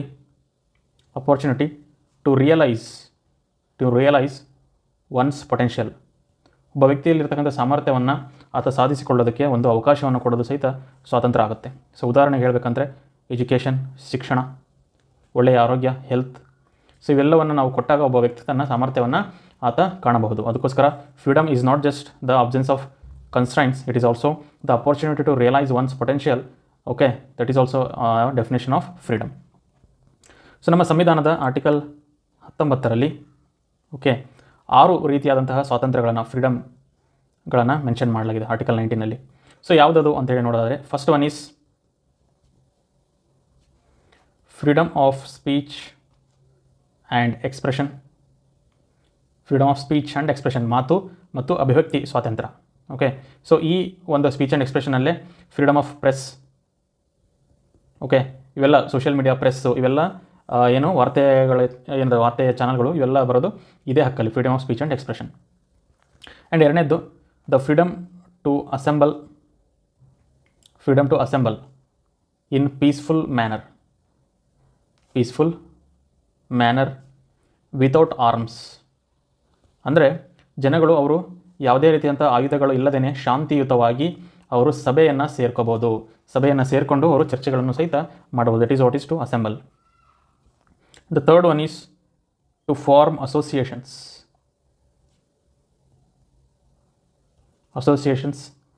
and unions. ಸಂಘಗಳು, ಸಂಘ ಮಾಡ್ಕೋಬೋದು ಮತ್ತು ಒಕ್ಕೂಟಗಳನ್ನು ಮಾಡ್ಕೋಬೋದು. ಸೊ ನಾವು ಲೇಬರ್ ಯೂನಿಯನ್ಸ್, ಕಾರ್ಮಿಕ ಒಕ್ಕೂಟ ಅಂತ ನೋಡ್ತೀವಿ, ಸಂಘಗಳು, ಹೆಣ್ಣುಮಕ್ಕಳ ಸಂಘ ಅಥವಾ ಕಾರ್ಮಿಕ ಸಂಘ. ಸೊ ಈ ರೀತಿಯಾದಂಥ ಸಂಘಗಳನ್ನು ಮಾಡ್ಕೊಳ್ಳೋದಕ್ಕೆ ಅವರಿಗೆ ಮೂಲಭೂತ ಹಕ್ಕಿದೆ. ಆ್ಯಂಡ್ 4ನೇದು right to movement. This includes to move freely throughout India. ನಮ್ಮ ಭಾರತದ ಉದ್ದಕ್ಕೂ ನಾವು ಫ್ರೀಯಾಗಿ ನಾವು ಮೂಮೆಂಟ್ನ ಮಾಡೋದು. ವಿ ಕ್ಯಾನ್ ಗೋ, ಮುಕ್ತವಾಗಿ ನಾವು ಚಲಿಸ್ಬೋದು. ಸೊ ನಾವು ಒಂದು ರಾಜ್ಯದಿಂದ ಇನ್ನೊಂದು ರಾಜ್ಯಕ್ಕೆ ಹೋಗ್ಬೋದು, ಒಂದು ಪ್ರದೇಶದಿಂದ ಇನ್ನೊಂದು ಪ್ರದೇಶಕ್ಕೂ ಸಹಿತ ನಾವು ಹೋಗಬಹುದು. ಯಾರು ಕೂಡ ನಮ್ಮನ್ನು ತಡೆಯೋಗಿಲ್ಲ. ಹಂಗಂತೇಳಿ ಈ ಯಾವುದೇ ಹಕ್ಕು ಸಹಿತ ನಮಗೆ ಸಂಪೂರ್ಣವಾಗಿ ಇಲ್ಲ. ಸೊ ಅಲ್ಲಿ ರೆಸ್ಟ್ರಿಕ್ಷನ್ಸ್ಗಳಿದ್ದಾವೆ. ಹೌದಾ? ಒಪ್ಕೊತೀರಾ? ಯಾಕಂದರೆ ನಾವು ಒಂದು ಫಾರೆಸ್ಟಿಗೆ ಎಂಟ್ರಿ ಆಗೋಕ್ಕೆ ಆಗುತ್ತಾ? ಇಲ್ಲ, ಫಾರೆಸ್ಟ್ ಗಾರ್ಡ್ಸ್ ನಮ್ಮನ್ನು ಬಿಡೋಂಗಿಲ್ಲ. ಹಾಗೆ ನಾವು ಒಂದು ಝೂ ಹೋಗಬೇಕಂದ್ರೆ ಅಲ್ಲಿ ಒಂದು ಎಂಟ್ರಿ ಫೀ ಅನ್ನೋದಿರುತ್ತೆ, ಅದನ್ನು ಕೊಟ್ಟು ಹೋಗಬೇಕು. ಮತ್ತು ಯಾವುದಾದ್ರೂ ಒಂದು ಟ್ರೈಬಲ್ ಲ್ಯಾಂಡ್ ಇದೆ ಅಂದ್ಕೊಳ್ಳಿ, ಟ್ರೈಬಲ್ ಪ್ರದೇಶ, ಅಲ್ಲಿಯೂ ಸಹಿತ ನಮಗೆ ಹೋಗೋದಕ್ಕೆ ಪರ್ಮಿಷನ್ಸ್ ಸಿಗೋದಿಲ್ಲ. ಈ ರೀತಿಯಂಥ ರೆಸ್ಟ್ರಿಕ್ಷನ್ಸ್ ಇರ್ತವೆ. ಅದಕ್ಕೆ ಒಂದು ಕಾರಣ ಇರುತ್ತೆ, ಅದಕ್ಕೆ ಒಂದು ಕಾನೂನಾತ್ಮಕವಾದಂಥ ಕಾರಣಗಳು ಇರ್ತವೆ. ಅದನ್ನು ನೆನ್ಪಿಟ್ಕೊಳ್ಳಿ. ಯಾವುದೇ ಹಕ್ಕು ಸಹಿತ ನಮಗೆ ಸಂಪೂರ್ಣ ಅಲ್ಲ. ಆ್ಯಂಡ್ 5ನೇದ್ದು it is the freedom of residence. ವಾಸಿಸುವ ಸ್ವಾತಂತ್ರ್ಯ. ಎಲ್ಲಿ ವಾಸಿಸ್ತು? You can reside in any part of the country. Freedom of residence. ಕರ್ನಾಟಕದಿಂದ ಜಮ್ಮು ಕಾಶ್ಮೀರದಾಗ ಹೋಗಿರ್ರಿ, ಇಲ್ಲ ಅಂತಂದ್ರೆ ಅರುಣಾಚಲ್ ಪ್ರದೇಶ, ಅಸ್ಸಾಂ, ಮೇಘಾಲಯ ಎಲ್ಲರೂ ಹೋಗಿರ್ಬೋದು ನೀವು. That is what is freedom of residence. So ಇದ್ರ ಬಗ್ಗೆ ನಾನು ಜಸ್ಟ್ ಒಂದು ಜೋಕ್ನ ನಾನು ಶೇರ್ ಮಾಡ್ಕೊತೀನಿ. ಏನಪ್ಪ ಅಂದ್ರೆ ನಮ್ಮ ಊರಾಗ ಯೂಶ್ವಲಿ ಹಳ್ಳಿ ಒಳಗೆ ಹೆಂಗಂದ್ರೆ ಜನ ಯಾರು ಬೇರೆ ಊರಿಂದ ವಲಸಿಗರಾಗಿ ಬಂದು ಹಳ್ಳಿ ಒಳಗೆ ನೆಲೆಸಿದ್ರು ಅಂತ ತಿಳ್ಕೊರಿ. ಇಲ್ಲಿ ಈ ಊರಾಗಿರೋ ಜನ ಹೆಂಗಂದ್ರೆ ಇವ್ರನ್ನ ನೋಡಿದ್ರೆ ಏನಂತಾರೆ, ಅವರು ಬೇರೆ ಊರಿಂದ ಬಂದವ್ರು, ನಮ್ಮೂರವ್ರು ಅಲ್ಲವ್ರು ಅಂತ ಹಿಂಗೆ ಮಾತಾಡ್ತಾರೆ. ಹಿಂಗೆ ಮಾತಾಡ್ತಾರೆ. ಇದು ಸಮಾಜದಲ್ಲಿ ಗೊತ್ತಿಲ್ಲದವ್ರು ಮಾತಾಡ್ತಾರೆ. ಆದರೆ he is having the fundamental right. ಆತನಿಗೆ ಒಂದು ಮೂಲಭೂತ ಹಕ್ಕಿದೆ. ಆತ ನಮ್ಮ ದೇಶದಲ್ಲಿ ಎಲ್ಲಾದರೂ ಹೋಗಿ ಆತ ನೆಲೆಸ್ಬೋದು. ಸೊ ಅದನ್ನು ನೋಡ್ಕೊಳ್ಳಿ. ಈ ರೀತಿಯಾದಂಥ ಒಂದಿಷ್ಟು ಸಿಚುವೇಶನ್ಸ್ಗಳು ನಮ್ಮಲ್ಲಿ ನಾವು ನೋಡೋದಕ್ಕೆ ಸಿಗುತ್ತೆ. ಇಲ್ಲಿ ಅಜ್ಞಾನ ಅಂತಕ್ಕಂಥದ್ದು, ಹಳ್ಳಿಗಳಿರ್ತಕ್ಕಂಥ ಒಂದಿಷ್ಟು ತಾರತಮ್ಯಗಳು, ಅಜ್ಞಾನಗಳು, ಸೊ ಈ ರೀತಿಯದಿರೋ ಇರೋದಕ್ಕಿಂತ ಈ ಥರ ಆಗ್ತವೆ. ಓಕೆ, ಇವುಗಳನ್ನ ನಾವು ತಿಳ್ಕೊಂಡವರು ಅದನ್ನು ವಿರೋಧಿಸಬೇಕು, ಅವ್ರಿಗೆ ಹೇಳಬೇಕು, ತಿಳಿ ಹೇಳಬೇಕು. ಸೊ ನಾವು will see the 6th one, last one, that is freedom to practise any profession. ಯಾವುದೇ ವೃತ್ತಿಯನ್ನು ಅವರು ಆರಿಸಿಕೊಳ್ಬೋದು. Or they can carry any occupation, ಯಾವುದೇ ಒಂದು ಉದ್ಯೋಗವನ್ನು ಸಹಿತ ಮಾಡಬಹುದು, ಅಥವಾ ಟ್ರೇಡ್, ವ್ಯಾಪಾರ ಅಥವಾ ಬಿಸ್ನೆಸ್, ವ್ಯಾಪಾರ ವಹಿವಾಟು ಎಲ್ಲವನ್ನು ಸಹಿತ ಮಾಡ್ತಕ್ಕಂತಹ ಹಕ್ಕು, ಆ ಸ್ವಾತಂತ್ರ್ಯ ನಮ್ಮಲ್ಲಿ ಇದೆ. ಬಟ್ ನಾನು ಹೇಳಿದಾಗೆ ಆಲ್ ದೀಸ್ ರೈಟ್ಸ್ ಏನದೇ ಕಮ್ಸ್ ವಿತ್ ರೆಸ್ಪಾನ್ಸಿಬಿಲಿಟೀಸ್, ಜವಾಬ್ದಾರಿಯೊಂದಿಗೆ ಈ ಹಕ್ಕುಗಳು ಬರ್ತವೆ. ಮತ್ತು ಈ ಹಕ್ಕುಗಳ ಮೇಲೆ ಒಂದಿಷ್ಟು ನಿರ್ಬಂಧನೆಗಳಿದ್ದಾವೆ, restrictions, and these restrictions are reasonable. Okay, ಸಮಂಜಸವಾದಂತಹ ನಿರ್ಬಂಧನೆಗಳಿರ್ತವೆ. ಸೊ ಅದರಲ್ಲಿ ಇಂಪಾರ್ಟೆಂಟ್ ಅಂತ ಹೇಳಿದ್ರೆ ಪಬ್ಲಿಕ್ ಆರ್ಡರ್, ಓಕೆ, ಸಾಮಾಜಿಕ ಸುವ್ಯವಸ್ಥೆ ಇರೋದು, ಆಮೇಲೆ ಪೀಸ್, ಶಾಂತಿ ಕಾಪಾಡೋದು, ಮತ್ತು ಮೊರ್ಯಾಲಿಟಿ. ಸೊ ಇವುಗಳನ್ನು ಕಾಪಾಡೋದಕ್ಕೆ ರೆಸ್ಟ್ರಿಕ್ಷನ್ಸ್ಗಳನ್ನು ಹಾಕಬಹುದು ಸರ್ಕಾರ. ಓಕೆ, ಅದನ್ನು ನೆನ್ಪಿಟ್ಕೊಳ್ಳಿ. And also coming to article 20. So article 20 ಏನು ಹೇಳುತ್ತೆ ಗೊತ್ತಾ? So article 20 it gives protection, okay, against arrest. Okay, ಯಾವುದೇ ಒಬ್ಬ ವ್ಯಕ್ತಿಯನ್ನು ಅರೆಸ್ಟ್ ಮಾಡೋದಕ್ಕೂ ಸಹಿತ ಕೆಲವೊಂದಿಷ್ಟು ಪ್ರೊಟೆಕ್ಷನ್ ಇರುತ್ತೆ. ಸೊ ಅದಕ್ಕೆ ಆದಂಥ ಒಂದಿಷ್ಟು ಪ್ರೊಸೀಜರ್ಗಳಿರ್ತವೆ. ಓಕೆ, ಸುಮ್ಮನೆ ಹೋಗಿ ಯಾರನ್ನೂ ಅರೆಸ್ಟ್ ಮಾಡೋಂಗಿಲ್ಲ, ಅರೆಸ್ಟ್ ವಾರೆಂಟ್ ಇರಬೇಕಾಗತ್ತೆ. ಓಕೆ, ಅರೆಸ್ಟ್ ವಾರೆಂಟು, ಅಥವಾ ಅವ್ರನ್ನ ಅರೆಸ್ಟ್ ಯಾಕೆ ಮಾಡ್ತಾ ಇದ್ದೀವಿ ಅಂಥೇಳಿ ಅವರಿಗೆ ನಾವು ಕಾರಣವನ್ನು ಕೊಡಬೇಕಾಗತ್ತೆ. ಓಕೆ, ಸೊ ಈ ರೀತಿಯಂಥ ಒಂದು ಹಲವಾರು ರಕ್ಷಣೆಗಳಿದ್ದಾವೆ, right to protect against arrest. ಹಾಗೆ ಅರೆಸ್ಟ್ ಮಾಡಿದ ವ್ಯಕ್ತಿಯನ್ನು within 24 hours he should be presented before the magistrate. ಹತ್ತಿರ ಇರತಕ್ಕಂಥ ಮ್ಯಾಜಿಸ್ಟ್ರೇಟ್ಗೆ ಹೋಗಿ ಒಬ್ಬ ವ್ಯಕ್ತಿಯನ್ನು ನಾವು ಅಲ್ಲಿ ಅವನ್ನ ಮುಂದೆ ನಿಲ್ಲಿಸಬೇಕಾಗತ್ತೆ, ಮ್ಯಾಜಿಸ್ಟ್ರೇಟ್ ಇದರಿಗೆ. ಓಕೆ, ಸೊ ಈ ರೀತಿಯಾದಂಥ ನಿರ್ಬಂಧನೆಗಳನ್ನು ಸಹಿತ ನಮ್ಮ ಸಂವಿಧಾನ ಕೊಟ್ಟಿದೆ. So it will give the right against the arrest. ಯಾರನ್ನು ಸುಮ್ಮನೆ ಹೋಗಿ ಅರೆಸ್ಟ್ ಮಾಡೋಂಗಿಲ್ಲ, ಹಿಂಗಿದೆ. And then the article 21. So 21ನೇ ಆರ್ಟಿಕಲ್ ಬಹಳ ಮುಖ್ಯ. So this provides the right to life and liberty, ಜೀವನ ಹಾಗೂ ಸ್ವಾತಂತ್ರ್ಯದ ಹಕ್ಕು. ಜೀವನ ಮಾಡಲಿಕ್ಕೆ ಮತ್ತು ಸ್ವಾತಂತ್ರ್ಯಕ್ಕೆ ಎರಡನ್ನೂ ಕೊಡ್ತಕ್ಕಂಥ article 21, that is right to life and liberty. So according to this right to life and ಲಿಬರ್ಟಿಯ ಪ್ರಕಾರ, okay, government cannot withdraw the right except according to the procedure established by law. ಅಂದರೆ ಇದರರ್ಥ ಸರ್ಕಾರ ಯಾವುದೇ ಒಬ್ಬ ವ್ಯಕ್ತಿಯ ಹಕ್ಕನ್ನು ಕಸಿದುಕೊಳ್ಳೋ ಹಾಗಿಲ್ಲ. ಅವರು ಒಂದು ವೇಳೆ ಆ ಒಂದು ಹಕ್ಕನ್ನು ಏನಾದರೂ ರೆಸ್ಟ್ರಿಕ್ಷನ್ಸ್ ಹಾಕಬೇಕು ಅಂತ ಹೇಳಿದರೆ that should be based on the law, ಕಾನೂನಿನ ಮೂಲಕ ಆ ಒಂದು ರೆಸ್ಟ್ರಿಕ್ಷನ್ ಹಾಕಬೇಕಾಗುತ್ತೆ. ಇಲ್ಲ ಅಂದರೆ ಆ ಒಂದು ಮೂಲಭೂತ ಹಕ್ಕುಗಳಿಗೆ ಅವರು ರೆಸ್ಟ್ರಿಕ್ಷನ್ನ ಹಾಕೋ ಹಾಗಿಲ್ಲ. That is what is government cannot withdraw the rights except according to the procedure established by law. ಒಂದು ಕಾನೂನಿನ ಮೂಲಕ ಅವರು ನಿರ್ಬಂಧನೆಗಳು ಹಾಕಬೇಕಾಗುತ್ತೆ ಹೊರತು ಸುಮ್ಮನೆ ಹಾಕುವಂಗಿಲ್ಲ. That is what is the protection of the rights. So all these rights, ಈ ಎಲ್ಲ ಹಕ್ಕುಗಳು, ರೈಟ್ ಟು ಫ್ರೀಡಮ್ ಏನಿದೆ, ಸ್ವಾತಂತ್ರ್ಯದ ಹಕ್ಕು. So that will give us a dignified life, ಘನತೆ ಉಳ್ಳಂತಹ ಜೀವನವನ್ನು ಕೊಡುತ್ತೆ. ಓಕೆ, ನಮಗೆ ನಮ್ಮ ಗುರಿಗಳು, ನಮ್ಮ ಗೋಲ್ಸನ್ನು ರೀಚ್ ಆಗೋದಕ್ಕೆ ಇವುಗಳು ಸಹಾಯವನ್ನು ಮಾಡ್ತವೆ. They will enable us to reach the goals. Okay, we can ensure the freedom or liberty, okay, to carry on our interest. ನಮ್ಮ ಆಸಕ್ತಿಯನ್ನು ನಾವು ಮುಂದುವರಿಸ್ಕೋಬಹುದು.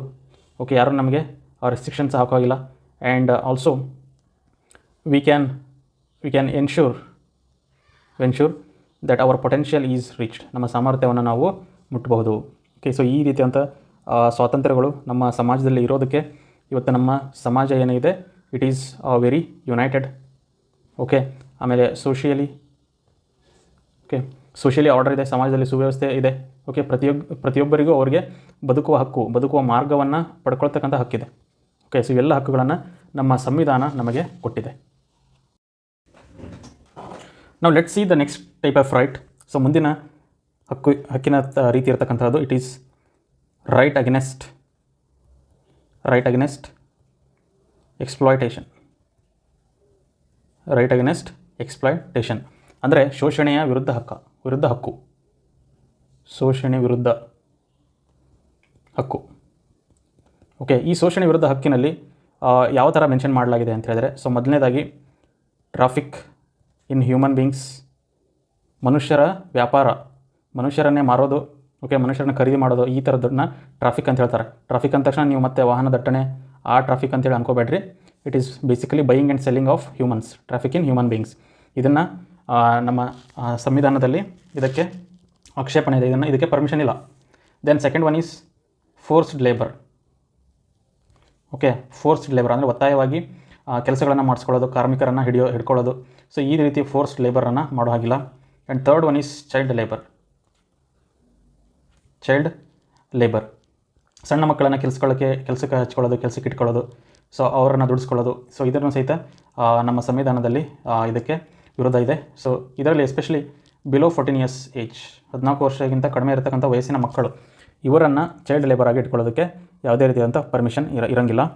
ಸೊ ಈ 14 ವರ್ಷದ ಕೆಳಗಿನ ಮಕ್ಕಳನ್ನು ಯಾವುದೇ ಫ್ಯಾಕ್ಟ್ರಿ ಆಗಲಿ ಅಥವಾ ಮೈನಿಂಗ್ ಗಣಿಗಾರಿಕೆ ಆಗಲಿ, ಸೊ ಇವರನ್ನು ಕೆಲಸಕ್ಕೆ ತಗೊಳ್ಳೋ ಹಾಗಿಲ್ಲ. And also any other hazardous work ಅಂದರೆ ಅಪಾಯಕಾರಿ ಕೆಲಸಗಳು, ಉದಾಹರಣೆಗೆ ಪಟಾಕಿಗಳನ್ನು ಮಾಡೋದು, ಪಟಾಕಿ ಇಂಡಸ್ಟ್ರಿಯಲ್ಲಿ ಅಥವಾ ಬೀಡಿ ಇಂಡಸ್ಟ್ರಿ. ಓಕೆ, ಸೊ ಈ ರೀತಿಯಂಥ ಒಂದಿಷ್ಟು ಹಜಾರ್ಡಸ್ ವರ್ಕ್ಸಲ್ಲೂ ಸಹಿತ ಚೈಲ್ಡ್ ಲೇಬರ್ಸನ್ನು ನಾವು ಇಟ್ಕೊಳ್ಳೋಂಗಿಲ್ಲ. ಸೊ ಈ ಒಂದು ಹಕ್ಕಿನ ಮೂಲ ಉದ್ದೇಶ ರೈಟ್ ಅಗೇನ್ಸ್ಟ್ ಎಕ್ಸ್ಪ್ಲೋಟೇಷನ್ ಯಾಕೆ ಅಂತ ಹೇಳಿದ್ರೆ, ನಮ್ಮ ಸಮಾಜದಲ್ಲಿ ನಮ್ಮ ಸಂವಿಧಾನ ನಮಗೆ ಸಮಾನತೆ, ಈಕ್ವಾಲಿಟಿಯನ್ನು ಕೊಟ್ಟಿದೆ, ಪ್ಲಸ್ ಲಿಬರ್ಟಿ, ಸ್ವಾತಂತ್ರ್ಯವನ್ನು ಸಹಿತ ಕೊಟ್ಟಿದೆ. ಸೊ ಇವೆರಡೂ ನಮಗೆ ಇದೆ ಅಂದಾಗ, ಈಕ್ವಾಲಿಟಿ ಇದೆ, ಲಿಬರ್ಟಿ ಇದೆ ಅಂದಾಗ ಅಲ್ಲಿ ಎಕ್ಸ್ಪ್ಲೋಟೇಷನ್ ಅನ್ನೋದು ಇರಬಾರ್ದು. ಓಕೆ, ಶೋಷಣೆ ಅನ್ನೋದು ಇರಬಾರ್ದು. ಅದಕ್ಕೋಸ್ಕರ the constitution has given right against exploitation ಅಂತೇಳಿ ನಮಗೆ ಕೊಟ್ಟಿದೆ ನಮ್ಮ ಸಂವಿಧಾನದಲ್ಲಿ. And fourth one will talk about the freedom of religion.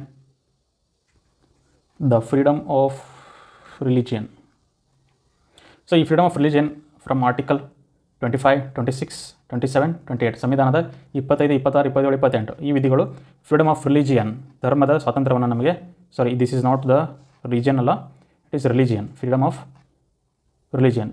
ನಾವು ನಂಬಿರ್ತಕ್ಕಂಥ ಮತವನ್ನು ನಾವು ಅನುಸರಿಸತಕ್ಕಂತಹ ಸ್ವಾತಂತ್ರ್ಯ ನಮ್ಮಲ್ಲಿ ಇದೆ. ಸೊ ಈ ಫ್ರೀಡಮ್ ಆಫ್ ರಿಲಿಜಿಯನ್ ಇದೆಯಲ್ಲ, so this is available to the individuals. Okay, ಪ್ರತಿಯೊಬ್ಬ ವ್ಯಕ್ತಿಗಳು ಮತ್ತು ಎಂಟೈರ್ ಕಮ್ಯುನಿಟಿ ಅಥವಾ ಗ್ರೂಪ್, ಒಂದು ಎಂಟೈರ್ ಮತ ಅಥವಾ ಧರ್ಮ ಏನಿದೆ ಅವರಿಗೆ ಎಂಟೈರ್ ಆಗಿ ಸ್ವಾತಂತ್ರ್ಯ ಇದೆ. ಆ್ಯಂಡ್ ಇಂಡಿವಿಜುವಲ್ಸ್ಗೂ ಸಹಿತ ಸ್ವಾತಂತ್ರ್ಯ ಇದೆ. ಸೊ ಇಂಡಿವಿಜುವಲ್ಸ್ಗೆ ಬಂದರೆ they have the freedom of conscience ಅಂದರೆ, ಸೊ ಒಬ್ಬ ವ್ಯಕ್ತಿ ತಾನು ಯಾವ ದೇವರು, ದ ಗಾಡ್, ಮತ್ತು ಯಾವ ಧರ್ಮ ಅಥವಾ ರಿಲಿಜಿಯನ್ ಪಾಲಿಸಬೇಕು ಅಂತಕ್ಕಂಥದ್ದು ಆತನಿಗೆ ಬಿಟ್ಟಂತಹ ನಿರ್ಧಾರ. Okay, he has got the freedom of conscience. ಆತನಿಗೆ ಮನಸ್ಸಾಕ್ಷಿ ಅಂತಕ್ಕಂಥದ್ದು ಇರುತ್ತೆ. ಆತನ ಯೋಚನೆ, ಆತನ ಮನಸ್ಸಾಕ್ಷಿ, ಆತ ಯಾವ ದೇವರನ್ನು ಪಾಲಿಸಬೇಕು, ಯಾವ ಧರ್ಮವನ್ನು ಪಾಲಿಸಬೇಕು, ಅದು ಆತನಿಗೆ ಬಿಟ್ಟಿದ್ದು. And also he has got the right to practice, propagate. ಒಂದು ಧರ್ಮವನ್ನು ಆತ ಅನುಸರಿಸ್ಬೋದು ಅಂತ ಪ್ರಚಾರನೂ ಕೂಡ ಮಾಡ್ಬೋದು. And also for the religious groups, ಧರ್ಮದ ಗುಂಪುಗಳೇನಿರ್ತವೆ, ಸೊ ಇವರು they can manage religious affairs. ಅವರ ಧರ್ಮಗಳು, ಓಕೆ, ಅವರ ಧರ್ಮದಲ್ಲಿರ್ತಕ್ಕಂಥ ಆಚಾರ ವಿಚಾರಗಳನ್ನು ಇವರು ಮ್ಯಾನೇಜ್ ಮಾಡ್ಕೋಬೋದು, ಅವನ್ನು ಪ್ರಾಕ್ಟೀಸ್ ಮಾಡ್ಬೋದು.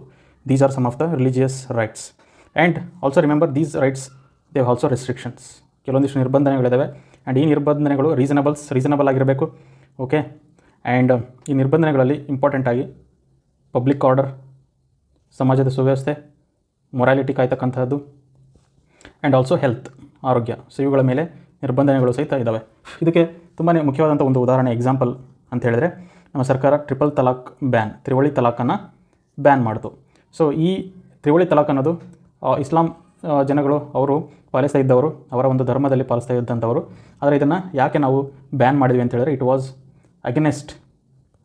Against Muslim woman rights, Muslim ಹೆಣ್ಣು ಮಕ್ಕಳ ಹಕ್ಕಿಗೆ ವಿರುದ್ಧವಾಗಿದ್ದು. ಅದಕ್ಕೋಸ್ಕರ ಇದನ್ನು ನಾವು ಬ್ಯಾನ್ ಮಾಡಿದೆವು, ಇದನ್ನು ತೆಗೆದು ಹಾಕಿದೆವು. ಸೊ ಈ ರೀತಿಯಾದಂತಹ ರೆಸ್ಟ್ರಿಕ್ಷನ್ಸ್ಗಳು ಇರ್ತವೆ. ಧರ್ಮ ಅಂದ ತಕ್ಷಣ ಅವರು ಎಲ್ಲರೂ ಅವರವರ ಮನಸ್ಸಿಗೆ ಬಂದಂಗೆ ಮಾಡೋಂಗಿಲ್ಲ, ಅವರು ಬೇರೆಯವರ ಹಕ್ಕುಗಳಿಗೆ ಗೌರವವನ್ನು ಕೊಡಬೇಕಾಗತ್ತೆ. ಆ್ಯಂಡ್ ಆಲ್ಸೋ ರಿಮೆಂಬರ್, ಗೌರ್ನಮೆಂಟ್ ಏನಿದೆ, ಸರ್ಕಾರ, they cannot force these religious groups to pay tax. Okay, religious groups ಸಂಸ್ಥೆಗಳಿರ್ತವೆ, ಸೊ ಅವರುಗಳಿಗೆ ಟ್ಯಾಕ್ಸ್ ಕಟ್ಟಬೇಕು ಅಂತಕ್ಕಂಥ ನಿರ್ಬಂಧನೆಗಳನ್ನು ಹಾಕುವಂಗಿಲ್ಲ. ಓಕೆ, ಬಟ್ ಆದರೆ ಫೀಸನ್ನು ಹಾಕ್ಬೋದು, ಮೇಂಟೆನೆನ್ಸ್ ಫೀಸ್ಗಳು, ಓಕೆ, ಇಂಥವುಗಳನ್ನು ಹಾಕ್ಬೋದು ಹೊರತು ಟ್ಯಾಕ್ಸನ್ನು ಪೇ ಮಾಡಬೇಕು ಅಂಥೇಳಿ ಅವರಿಗೆ ಒತ್ತಾಯನ ಹಾಕೋ ಹಾಗಿಲ್ಲ. And also remember, in the government institution or government aided education institutions. Government education ಸರ್ಕಾರಿ ಶಾಲೆಗಳಾಗಿರ್ಬೋದು ಮತ್ತು ಸರ್ಕಾರದಿಂದ ಅನುದಾನ ಪಡ್ತಕ್ಕಂಥ ಶಿಕ್ಷಣ ಸಂಸ್ಥೆಗಳು. ಇಲ್ಲಿ ಯಾವುದೇ ಧರ್ಮದ ಯಾವುದೇ ರೀತಿಯಾದಂಥ ರಿಲಿಜಿಯಸ್ ಇನ್ಸ್ಟ್ರಕ್ಷನ್ಗಳನ್ನು, ಧಾರ್ಮಿಕ ಸೂಚನೆಗಳನ್ನು ಕೊಡೋ ಹಾಗಿಲ್ಲ. Okay, it is completely secular.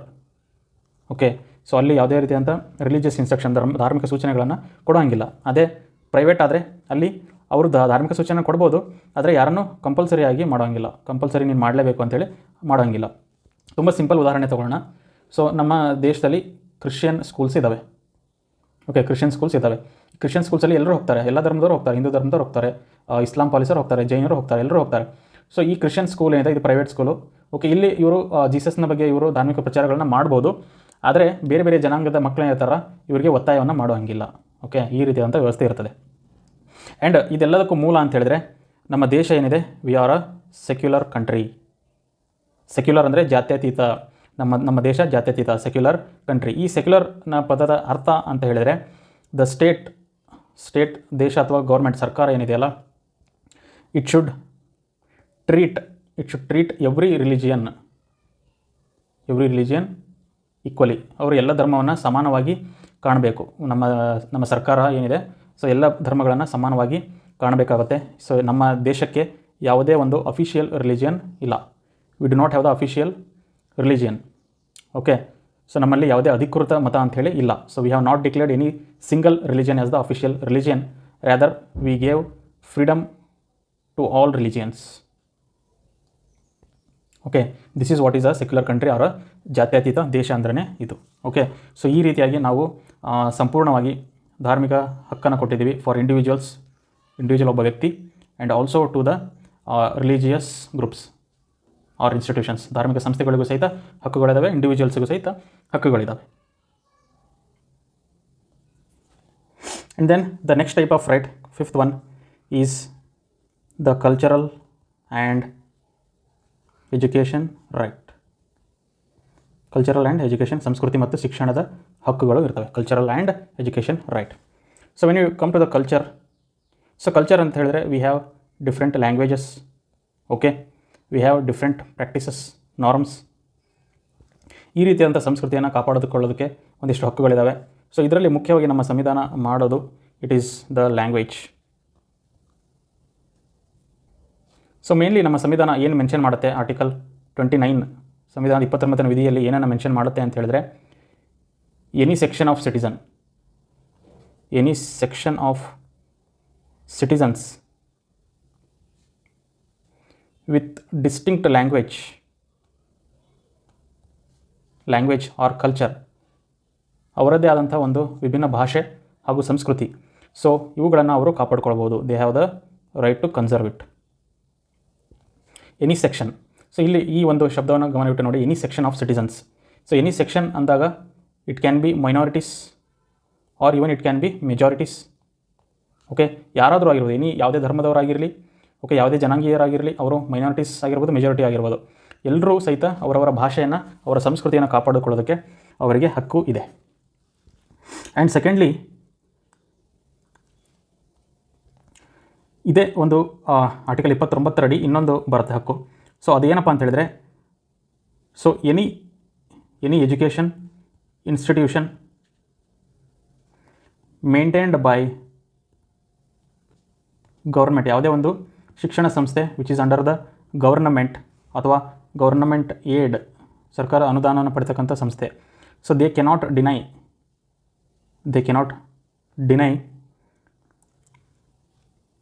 to any citizen on the ground of religion or language. ಯಾವುದೇ ಧರ್ಮ ಅಥವಾ ಭಾಷೆಯ ಮೇಲೆ ಆ ಒಂದು ಶಿಕ್ಷಣ ಸಂಸ್ಥೆಗೆ ಅವರನ್ನು ನೀವು ಬರೋ ಹಾಗಿಲ್ಲ ಅಂತೇಳಿ ಅವರು ತಡೆಯೋ ಹಾಗಿಲ್ಲ. They should give permission. ಎಲ್ಲರನ್ನೂ ಅವರು ಪರ್ಮಿಷನ್ ಕೊಟ್ಟು ಅವರನ್ನು ಒಂದು ಶಿಕ್ಷಣ ಸಂಸ್ಥೆಗೆ ಅವರು ಪ್ರವೇಶ ಪಡ್ಕೋಬೋದು. ಸೊ ಆ ರೀತಿಯಾದಂಥ ವ್ಯವಸ್ಥೆ ಇದೆ article 29. Then will come to article 30. So article 30 it exclusively provides for minorities. So ಯಾರು ಮೈನಾರಿಟೀಸ್ ಇರ್ತಾರೆ, ಸೊ ಅವರಿಗೆ ಅಥವಾ ಅಲ್ಪಸಂಖ್ಯಾತರು ಏನೈತಿ minorities, they will have certain exclusive rights. ಇವರಿಗೆ ಮಾತ್ರ ಇರ್ತಕ್ಕಂಥ ಹಕ್ಕು ಏನಪ್ಪ ಅಂತ ಹೇಳಿದ್ರೆ, they can establish their own education institution. ಅವರು ಅವರಿಗೆ ಸ್ವಂತ ಒಂದು ಶಿಕ್ಷಣ ಸಂಸ್ಥೆಯನ್ನು ಮಾಡ್ಕೋಬೋದು. ಸೊ ಉದಾಹರಣೆಗೆ ಇಸ್ಲಾಂನಲ್ಲಿ ಮದ್ರಾಸಾಸ್ ಅಂತ ಇದ್ದಾವೆ. ಸೊ ಇದರಲ್ಲಿ ಕೇವಲ ಮುಸ್ಲಿಂ ಮಕ್ಕಳು ಮಾತ್ರ ಇರ್ತಾರೆ. ಸೊ ಈ ರೀತಿ ಅವರಿಗೆ ಬೇಕಾದಂತಹ ಶಿಕ್ಷಣ ಸಂಸ್ಥೆಯನ್ನು ಅವರು ಮಾಡ್ಕೋಬಹುದು. ಆ್ಯಂಡ್ ಈ ರೀತಿಯಂಥ ಶಿಕ್ಷಣ ಸಂಸ್ಥೆಗಳಿಗೆ ಗೌರ್ಮೆಂಟ್ ಏನಿದೆ, ಓಕೆ, ದೇ ಶುಡ್ ನಾಟ್ ಅಥವಾ ದೇ ಕೆನಾಟ್ ಡಿಸ್ಕ್ರಿಮಿನೇಟ್. ಇಂಥ ಶಿಕ್ಷಣ ಸಂಸ್ಥೆಗಳನ್ನು ಅವು ಅಲ್ಪಸಂಖ್ಯಾತರ ಶಿಕ್ಷಣ ಸಂಸ್ಥೆ ಅಂಥೇಳಿ ಅವುಗಳನ್ನು ಡಿಸ್ಕ್ರಿಮಿನೇಟ್ ಮಾಡೋ ಹಾಗಿಲ್ಲ. ಓಕೆ, ಯಾವ ಕಾರಣಕ್ಕೆ ಟು ಗ್ರ್ಯಾಂಟ್ ಏಡ್, ಸರ್ಕಾರ ಅನುದಾನ ಏನಿದೆ ಸೊ ಅವುಗಳನ್ನು ನೀಡೋದರಲ್ಲಿ ತಾರತಮ್ಯಗಳನ್ನು ಮಾಡೋ ಹಾಗಿಲ್ಲ ಇಂತಹ ಸಂಸ್ಥೆಗಳಿಗೆ. ಆ್ಯಂಡ್ ಆಲ್ಸೋ ರಿಮೆಂಬರ್, ಇಲ್ಲಿ ಮೈನಾರಿಟೀಸ್ ಅಂತ ಹೇಳಿದ್ರೆ ಕೇವಲ ಧರ್ಮದ ಮೇಲೆ ಮಾತ್ರ ಅಲ್ಲ, it is also based on language as well as religion. ಅಲ್ಪಸಂಖ್ಯಾತರು ಭಾಷೆಯ ಮೇಲೆ ಆಗಿರ್ಬೋದು ಅಥವಾ ಧರ್ಮದ ಮೇಲೂ ಆಗಿರ್ಬೋದು. ಆ್ಯಂಡ್ ಈ ಮೈನಾರಿಟೀಸ್ ಅಲ್ಪಸಂಖ್ಯಾತರು ಏನಿದೆಯಲ್ಲ, so this will vary from state to state. ಒಂದು ರಾಜ್ಯದಿಂದ ಇನ್ನೊಂದು ರಾಜ್ಯಕ್ಕೆ ಯಾರು ಅಲ್ಪಸಂಖ್ಯಾತರು ಅಂತಕ್ಕಂಥ ಒಂದು ಡೆಫಿನೇಷನ್ ಚೇಂಜ್ ಆಗುತ್ತೆ. ಹೆಂಗಂದರೆ ಕರ್ನಾಟಕದಲ್ಲಿ ಮೆಜಾರಿಟಿ ಯಾರು? ಕನ್ನಡ ಸ್ಪೀಕರ್ಸ್, ಕನ್ನಡ ಮಾತನಾಡೋರು ನಾವು ಮೆಜಾರಿಟಿ.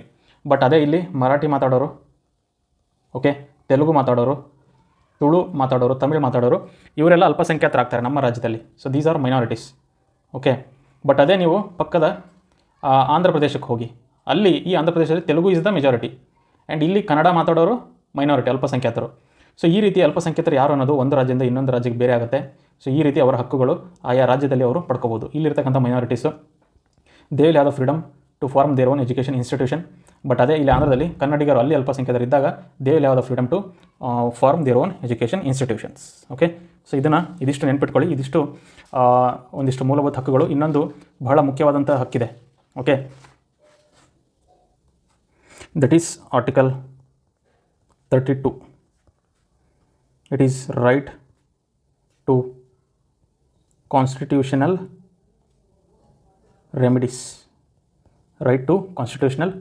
ರೆಮಿಡೀಸ್. ಅಂದರೆ ನಮಗೆ ಸಾಂವಿಧಾನಿಕ ಪರಿಹಾರಗಳು ಬೇಕು. ನಮ್ಮ ಹಕ್ಕುಚ್ಯುತಿ ಆದರೆ ನಮಗೆ ಸಾಂವಿಧಾನಿಕ ಪರಿಹಾರ ಅನ್ನೋದು ಇರ್ತದೆ. So what is the meaning of right to constitutional remedies? Article 32 ಅನ್ನೋದನ್ನು ನೋಡೋದಾದರೆ, so if any of the fundamental rights are violated, ನಮ್ಮ ಮೂಲಭೂತ ಹಕ್ಕುಗಳು ಏನಾದರೂ ಚ್ಯುತಿ ಆದರೆ, ಸೊ ನಾವು ಡೈರೆಕ್ಟಾಗಿ we can go to the supreme court. ನಮ್ಮ ಸಂವಿಧಾನದಲ್ಲಿ ಹೇಳಲಾಗಿದೆ ಇದನ್ನು. ಡೈರೆಕ್ಟಾಗಿ ಸುಪ್ರೀಂ ಕೋರ್ಟ್ಗೆ ಹೋಗಿ ನಾವು ಅಲ್ಲಿ ಕೇಸ್ ಫೈಲ್ ಮಾಡ್ಬೋದು. We can file the case and we can ensure that our rights are protected. ನಮ್ಮ ಹಕ್ಕುಗಳ ರಕ್ಷಣೆಯನ್ನು ನಾವು ಕಾಯ್ಕೋಬೋದು. This is what is there in article 32. So ಈ ಒಂದು ಕಾರಣಕ್ಕೆ ಸೊ ನಾವು ಯಾವ ಮೂಲಭೂತ ಹಕ್ಕುಗಳನ್ನು ಕೊಟ್ಟಿದ್ದೀವಲ್ಲ, ಆ ಹಕ್ಕುಗಳನ್ನು ರಕ್ಷಣೆ ಮಾಡ್ಕೊಳ್ಳೋದಕ್ಕೆ ಇನ್ನೊಂದು ಮೂಲಭೂತ ಹಕ್ಕು. Okay, this makes these rights real. ಈ ಹಕ್ಕುಗಳನ್ನು ನೈಜ ರೂಪಕ್ಕೆ ತರೋದಕ್ಕೆ ಒಂದು ನಿಜವಾದ ಈ ಹಕ್ಕುಗಳನ್ನು ಬಲಪಡಿಸಲಿಕ್ಕೆ ಈ ಆರ್ಟಿಕಲ್ 32 ಸಹಾಯ ಮಾಡ್ತದೆ. ಸೊ ಇದನ್ನು ಡಾಕ್ಟರ್ ಅಂಬೇಡ್ಕರ್ ಇದನ್ನು ಏನು ಹೇಳ್ತಾರಪ್ಪ ಅಂತ ಹೇಳಿದ್ರೆ, this article 32 that is right to constitutional remedies is the heart and soul of our constitution. ನಮ್ಮ ಸಂವಿಧಾನದ ಹೃದಯ ಹಾಗೂ ಆತ್ಮ ಇದು ಆರ್ಟಿಕಲ್ 32 ಅಂತೇಳಿ ಹೇಳ್ತಾರೆ. ಸೊ ಈ ಒಂದು ಸ್ಟೇಟ್ಮೆಂಟ್ ಏನಿದೆ ಅಂಬೇಡ್ಕರ್ ಅವ್ರದ್ದು, ಇದನ್ನು ಹಲವು ಬಾರಿ ಪ್ರಶ್ನೆಗಳನ್ನು ಕೇಳಿದ್ದಾರೆ KPSC ಎಕ್ಸಾಮಲ್ಲಿ. ಸಂವಿಧಾನದ ಯಾವ ವಿಧಿಯನ್ನು ಅಂಬೇಡ್ಕರ್ ಅವರು heart and soul of constitution ಅಂತ ಹೇಳಿದರು ಅಂತೇಳಿ ಕೇಳಿದ್ದಾರೆ. That is article 32. ಸೊ ಈ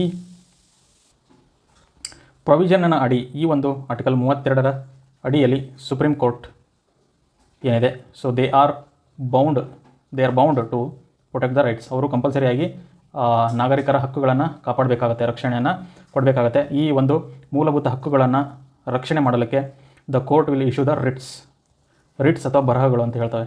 so writs is nothing but it is the order of the court. It is the formal order, ಔಪಚಾರಿಕ. It is the formal order, ಔಪಚಾರಿಕ ಆದೇಶ ಅಥವಾ ಔಪಚಾರಿಕ ದಾಖಲೆ ಅಂತ ಹೇಳ್ತೀವಿ. Formal order of the court to protect the rights of citizens. ನಾಗರಿಕರ ಹಕ್ಕುಗಳನ್ನು ರಕ್ಷಣೆ ಮಾಡಲಿಕ್ಕೆ ಒಂದು ಔಪಚಾರಿಕ ಆದೇಶ ಇದು. ಸೊ ಅದನ್ನು ನಾವು ರಿಟ್ಸ್ ಅಂತ ಹೇಳ್ತೀವಿ. ಇದು ನ್ಯಾಯಾಲಯದ ಆದೇಶ ಇದು. ಸೊ ಇನ್ನೊಂದು ನೆನ್ಪಿಟ್ಕೊಳ್ಳಿ, ಈ ನಮ್ಮ ಸಂವಿಧಾನ ಏನಿತ್ತು, ಕಾನ್ಸ್ಟಿಟ್ಯೂಷನ್, ಈ ಆರ್ಟಿಕಲ್ 32 ಅಡಿ, ಓಕೆ, ಕಾನ್ಸ್ಟಿಟ್ಯೂಷನ್ ರೆಮಿಡೀಸ್ ಏನಿದೆ, so this was given to protect the rights.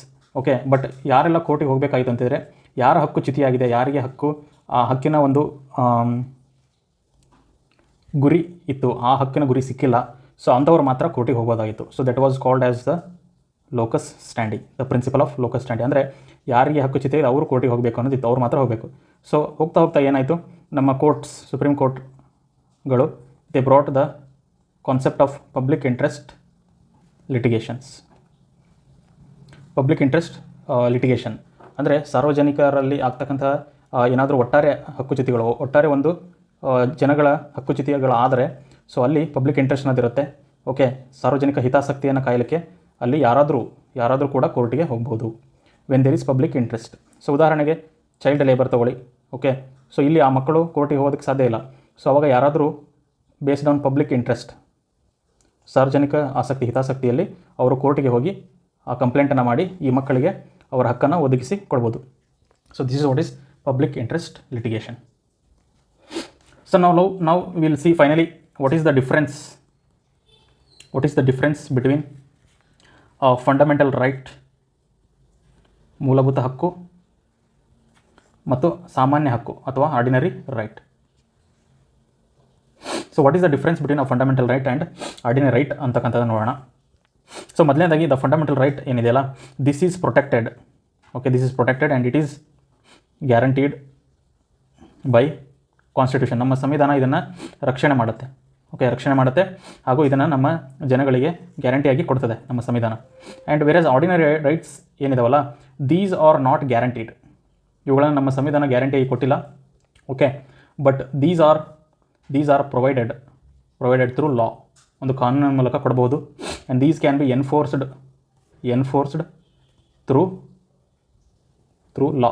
ಒಂದು ಕಾನೂನಿನ ಮೂಲಕ ನಾವು ಇಂಥ ಹಕ್ಕುಗಳನ್ನು ಪಡ್ಕೋಬೋದು. That is what is the ordinary right. And the second one is, ಈ ಮೂಲಭೂತ ಹಕ್ಕುಗಳನ್ನು ಬದಲಾಯಿಸಬೇಕು ಅಂತ ಹೇಳಿದ್ರೆ, to change the fundamental rights there has to B amendment of constitution. ಸಂವಿಧಾನವನ್ನು ತಿದ್ದುಪಡಿ ಮಾಡಿ ಈ ಹಕ್ಕನ್ನು ಬದಲಾಯಿಸಬೇಕಾಗತ್ತೆ. ಆದರೆ ಆರ್ಡಿನರಿ ರೈಟ್ಸ್ ಹಂಗಲ್ಲ, ಸಂವಿಧಾನ ತಿದ್ದುಪಡಿ ಮಾಡಬೇಕಂತಿಲ್ಲ. It can be done through a law. ಒಂದು ಕಾನೂನನ್ನು ಮಾಡಿ ಇದನ್ನು ಬದಲಾಯಿಸಿಬಿಡ್ಬೋದು. And third one is, these fundamental rights will have right to constitutional remedies. ನಾವು ಇದರ ಬಗ್ಗೆ ಚರ್ಚೆ ಮಾಡಿದ್ದೀವಿ ಇವಾಗ, right to constitutional remedies. But ಇಲ್ಲಿ ಈ ಥರದ ವ್ಯವಸ್ಥೆ ಇರೋದಿಲ್ಲ. There is no constitutional remedy, but there can be a legal remedy. ಸಂವಿಧಾನಿಕವಾಗಿ ಪರಿಹಾರ ಇಲ್ಲ ಅಂದ್ರೂ ಕೂಡ ಒಂದು ಕಾನೂನಾತ್ಮಕವಾದಂಥ ಪರಿಹಾರ ಇರುತ್ತೆ ಇಲ್ಲಿ. ಸೊ ಈ ವ್ಯವಸ್ಥೆಯಲ್ಲಿ ನಾವು ಡೈರೆಕ್ಟ್ ಸುಪ್ರೀಂ ಕೋರ್ಟಿಗೆ ಹೋಗ್ಬೋದು. ಓಕೆ, ಅಲ್ಲಿ ಸುಪ್ರೀಂ ಕೋರ್ಟು ರಿಟ್ಸ್ ಅಂತ ಹೇಳಿದ್ವಲ್ಲ, ರಿಟ್ಸನ್ನು ಇಶ್ಯೂ ಮಾಡ್ತಾರೆ. ಬಟ್ ಇಲ್ಲಿ ನೀವು ಡೈರೆಕ್ಟ್ ಸುಪ್ರೀಂ ಕೋರ್ಟಿಗೆ ಹೋಗೋಂಗಿಲ್ಲ. ಸೊ ನೀವು ಇಲ್ಲಿ ಕೆಳಗಡೆ ಲೋವರ್ ಕೋರ್ಟು, ಹೈಕೋರ್ಟು, ಅದಾದಮೇಲೆ ಸುಪ್ರೀಂ ಕೋರ್ಟಿಗೆ ಹೋಗ್ಬೋದು. ಸೊ ಈ ರೀತಿ ವ್ಯವಸ್ಥೆ ಇರುತ್ತೆ ಇಲ್ಲಿ. ಆ್ಯಂಡ್ ಇಲ್ಲಿ ಈ ಫಂಡಮೆಂಟಲ್ ರೈಟ್ಸಲ್ಲಿ ಜುಡಿಷಿಯರಿ, ನ್ಯಾಯಾಂಗ ಏನಿದೆ, ದೇ ಆರ್ ಕಂಪಲ್ಸರಿಲಿ, ಓಕೆ, ಅವ್ರು compulsorily they have to protect these rights. And ಇಲ್ಲಿ ಆ ರೀತಿಯಾದಂಥ ಯಾವುದೇ ಒಂದು ಕಂಪಲ್ಸರಿ ವ್ಯವಸ್ಥೆ ಇಲ್ಲ. There is no such compulsory for the court to protect those rights. So this is all about the differences between the fundamental and rights ಮತ್ತು ordinary rights. And ಇಲ್ಲಿಗೆ ನಮ್ಮ ರೈಟ್ಸ್ ಚಾಪ್ಟರ್ ಮುಗಿತದೆ, ಡೆಮೋಕ್ರೆಟಿಕ್ ರೈಟ್ಸ್ ಚಾಪ್ಟರ್ ಮುಗಿತದೆ. ಮುಂದಿನ ಕ್ಲಾಸಲ್ಲಿ ಮುಂದಿನ ವಿಷಯದೊಂದಿಗೆ ಮತ್ತೆ ಭೇಟಿಯಾಗೋಣ. ಎಲ್ರಿಗೂ ಧನ್ಯವಾದ.